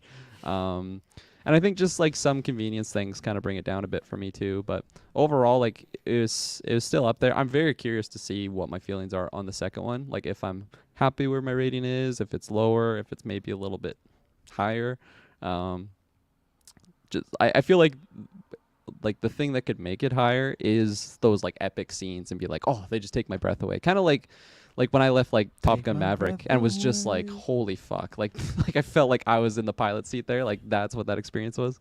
Not quite there, maybe if I saw this on IMAX, but nonetheless, I'm gonna leave it at 6.5, which is a big step up for Fallen Kingdom. I don't know. Yeah, I'm curious to just talk to more like everyday people that I just happen to see and like what their thoughts are on it when they see it. Because yeah, I was honestly surprised when I first saw like the Rotten Tomatoes score. I don't even think that's set in stone or anything. Is it? Like if it's this soon or Well, no, there'll be more, but it's just gonna drop. It's 32%, lowest Jurassic Park, whatever franchise thing of all time. Yeah, I've had the lowest opposite. of all time below Oh, yeah. Fallen Kingdom, eh? Yeah, I think it. Yeah, I'm not So wild to me. surprised. I'm not That's surprised so wild by to it. me. Yeah. I think people are just kind of. It's like it's getting to be like Transformers, where it's almost like Fallen Kingdom was meh, and then if this one's meh again, people are like over it. They're like, okay, what's going on here? And see, I've had the exact difference where the people I've talked to that have seen it that are like, whether it's like online people or whatnot, I've had that where people are like, yeah, this is not. I haven't had anybody I've talked to where I was surprised. I was surprised you're a 6. Even not a 6. I was surprised by the 0.5, but I've had the exact opposite where it's like, yeah, that wasn't Emily and I did not enjoy our time as far. We enjoyed it because we had a fun time together. We had a That's like good. we got 2 popcorns together. We had a great time. But like the movie, yeah, I've had the different one. But that's gonna be the biggest thing because next week is Lightyear. That's big for kids. But I am really interested to see word of mouth because it's gonna make a bunch of money. It's gonna be a top 5 opener, but it's gonna see like now what's the second weekend drop. Like the word of mouth is gonna be really big. But I still think that draw of the original characters, you want to go back and see it because it could be a once in a lifetime thing, you know. And at the end of the day, even if you don't like it, it's like, well, you went 2 hours and did something. So I still think it's not gonna be. I would be interested to see if they do a whatever Jurassic 7 and it doesn't have the original characters back. That is one I would say. I don't know how that's gonna do because people might not be a little high on it, and you don't have that selling of Laura Dern, Sam Neill, Ian Malcolm. There's no one to bring back now. That's the thing. It's like Billy. at least, what Bill? Yeah, Billy. fuck. At least, even though they were all in the first one with Star Wars, it was always like, okay, but Mark Hamill's gonna have a huge role in this one. Leia was supposed to have a huge role where this was they kind of shot their load, right? But we'll see. It makes money. We're gonna get more and see what happens. For sure. Tia Phil, what do you think about this one though? What's your final score? So We know you're down to 0.5. yeah, I know where it stands in my rankings, but that's saved for another episode. Yeah, so tune next into week. That. But it's for me, it did a lot of things that I really appreciated and I liked, and it hit so many nostalgic triggers for me being a fan of this franchise. That being said, it's not a perfect movie. Like, you guys highlighted so many things that, again, I let slide on my viewing. I didn't mind, but then other things that are totally problematic. I will give this a 9 out of 10. And I know that's still very high, but That's fine. It's I was expecting the 9.5, so it's actually lower. What was the other 0.5? Because we know Dodson's a 0.5. What's that other 0.5? Yeah, Dodson is a No 0.5. Billy? Yeah, no Billy. That's definitely a 0.5 doc there for me. But no, the other 0.5 just I have like, it's hard for me to explain it. I It's just know missing something to get it's you to missing, that near to it's 10. missing something. Yeah, I would probably feel more like I could attribute words to it after a few more viewings of the movie once I kind of come to terms with that. But at this point, I would still highly recommend that you go see it in theaters. I think that this, and maybe because I saw it in IMAX, I'm just saying that, yeah. but you're getting dinosaurs. See it on the big screen because it's definitely an experience in itself to enjoy that. But at its core, this movie, it brought me many emotions of happiness and nostalgia that I really appreciated experiencing. And just the visuals alone were just gorgeous. I loved how they closed out the movie with those different scenes. But the use of practical effects and animatronics, I am so happy with that they finally amped it up and delivered on a whole new front compared to the other movies. The way that the lighting was in this movie as well, we didn't get overly heavily used CGI in very bright light spaces like the previous like Jurassic World Fallen Kingdom employed, and I'm happy about that because it just made these dinosaurs seem a little bit more realistic. It's something I've always attributed that the first Jurassic Park did very successfully, was using those darker environments to its advantage. Now, again, with this movie, I love a lot of the tributes to Michael Crichton's kind of thought process and his writings, especially to the books. I credit them on how they were trying to veer off, and maybe that's where I kind of like draw the line a little bit with my rating is the source material. Like I feel like these people didn't, well, Colin Trevorrow, in terms of him writing this, he could have done a little bit better on trying to really understand the messaging behind Michael Crichton's thoughts and his work. That being said, like, I'm trying not to like contradict or counteract what I'm trying to say. Like, the writing could have been better on that front, but it still delivered on aspects of what Michael Crichton kind of stands for. And I liked how the movie makes you feel, and I mean this in a positive way, insignificant. I liked how it closed out saying, like, life, it's just this bubble has existed on this planet for over 100 million years, and humanity is just like a small fraction of a fraction of a fraction of that. I love that, and I loved how the dinosaurs, again, just reaffirmed this kind of foundation, and seeing all the new species was great. The callback was great.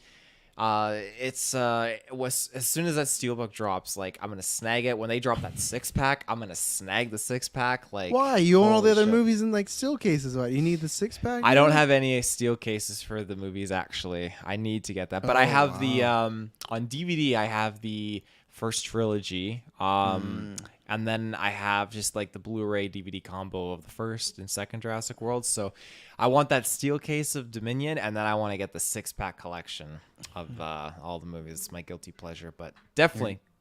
What's that? Oh, you're gonna get it. You know, it's I'm gonna get it. happen. Yeah, it's gonna happen. So go see this movie in theaters, definitely, and yeah, there you go. Yeah, well, we did it. We reviewed Jurassic World Dominion. That was a fun one. I had a good time there. Yeah, our next big review next weekend will be Lightyear. Me and Taylor are doing that on the Sunday because Gwen has a dance recital, so I won't be seeing that the Thursday or the Friday. So I have to do the dad duties, but we'll be doing that. And then in a couple weeks, we got Black Phone coming up. And then after that, a couple weeks will be Thor. So we got a good weeks of some good bangers about to happen here. And plus, we got fucking Obi-Wan Kenobi and Miss Marvel every week and stuff like that. It'll be exciting, Taylor. Get to get your thoughts on Miss Marvel and Obi-Wan when you get to jump back into them and stuff, because you were gone last week. And The Boys. Yeah, I'm excited for you to catch up on The Boys. There's some fucking wild stuff going there. So we got lots of other big reviews. Thank you very much. If you listen to this, let us know on Patreon, the Discord, YouTube, Facebook, the whole shebang, what you thought about this, what you agreed, disagreed, any other Easter eggs you caught. And when you hear from us next, I promise you, it'll not be boring.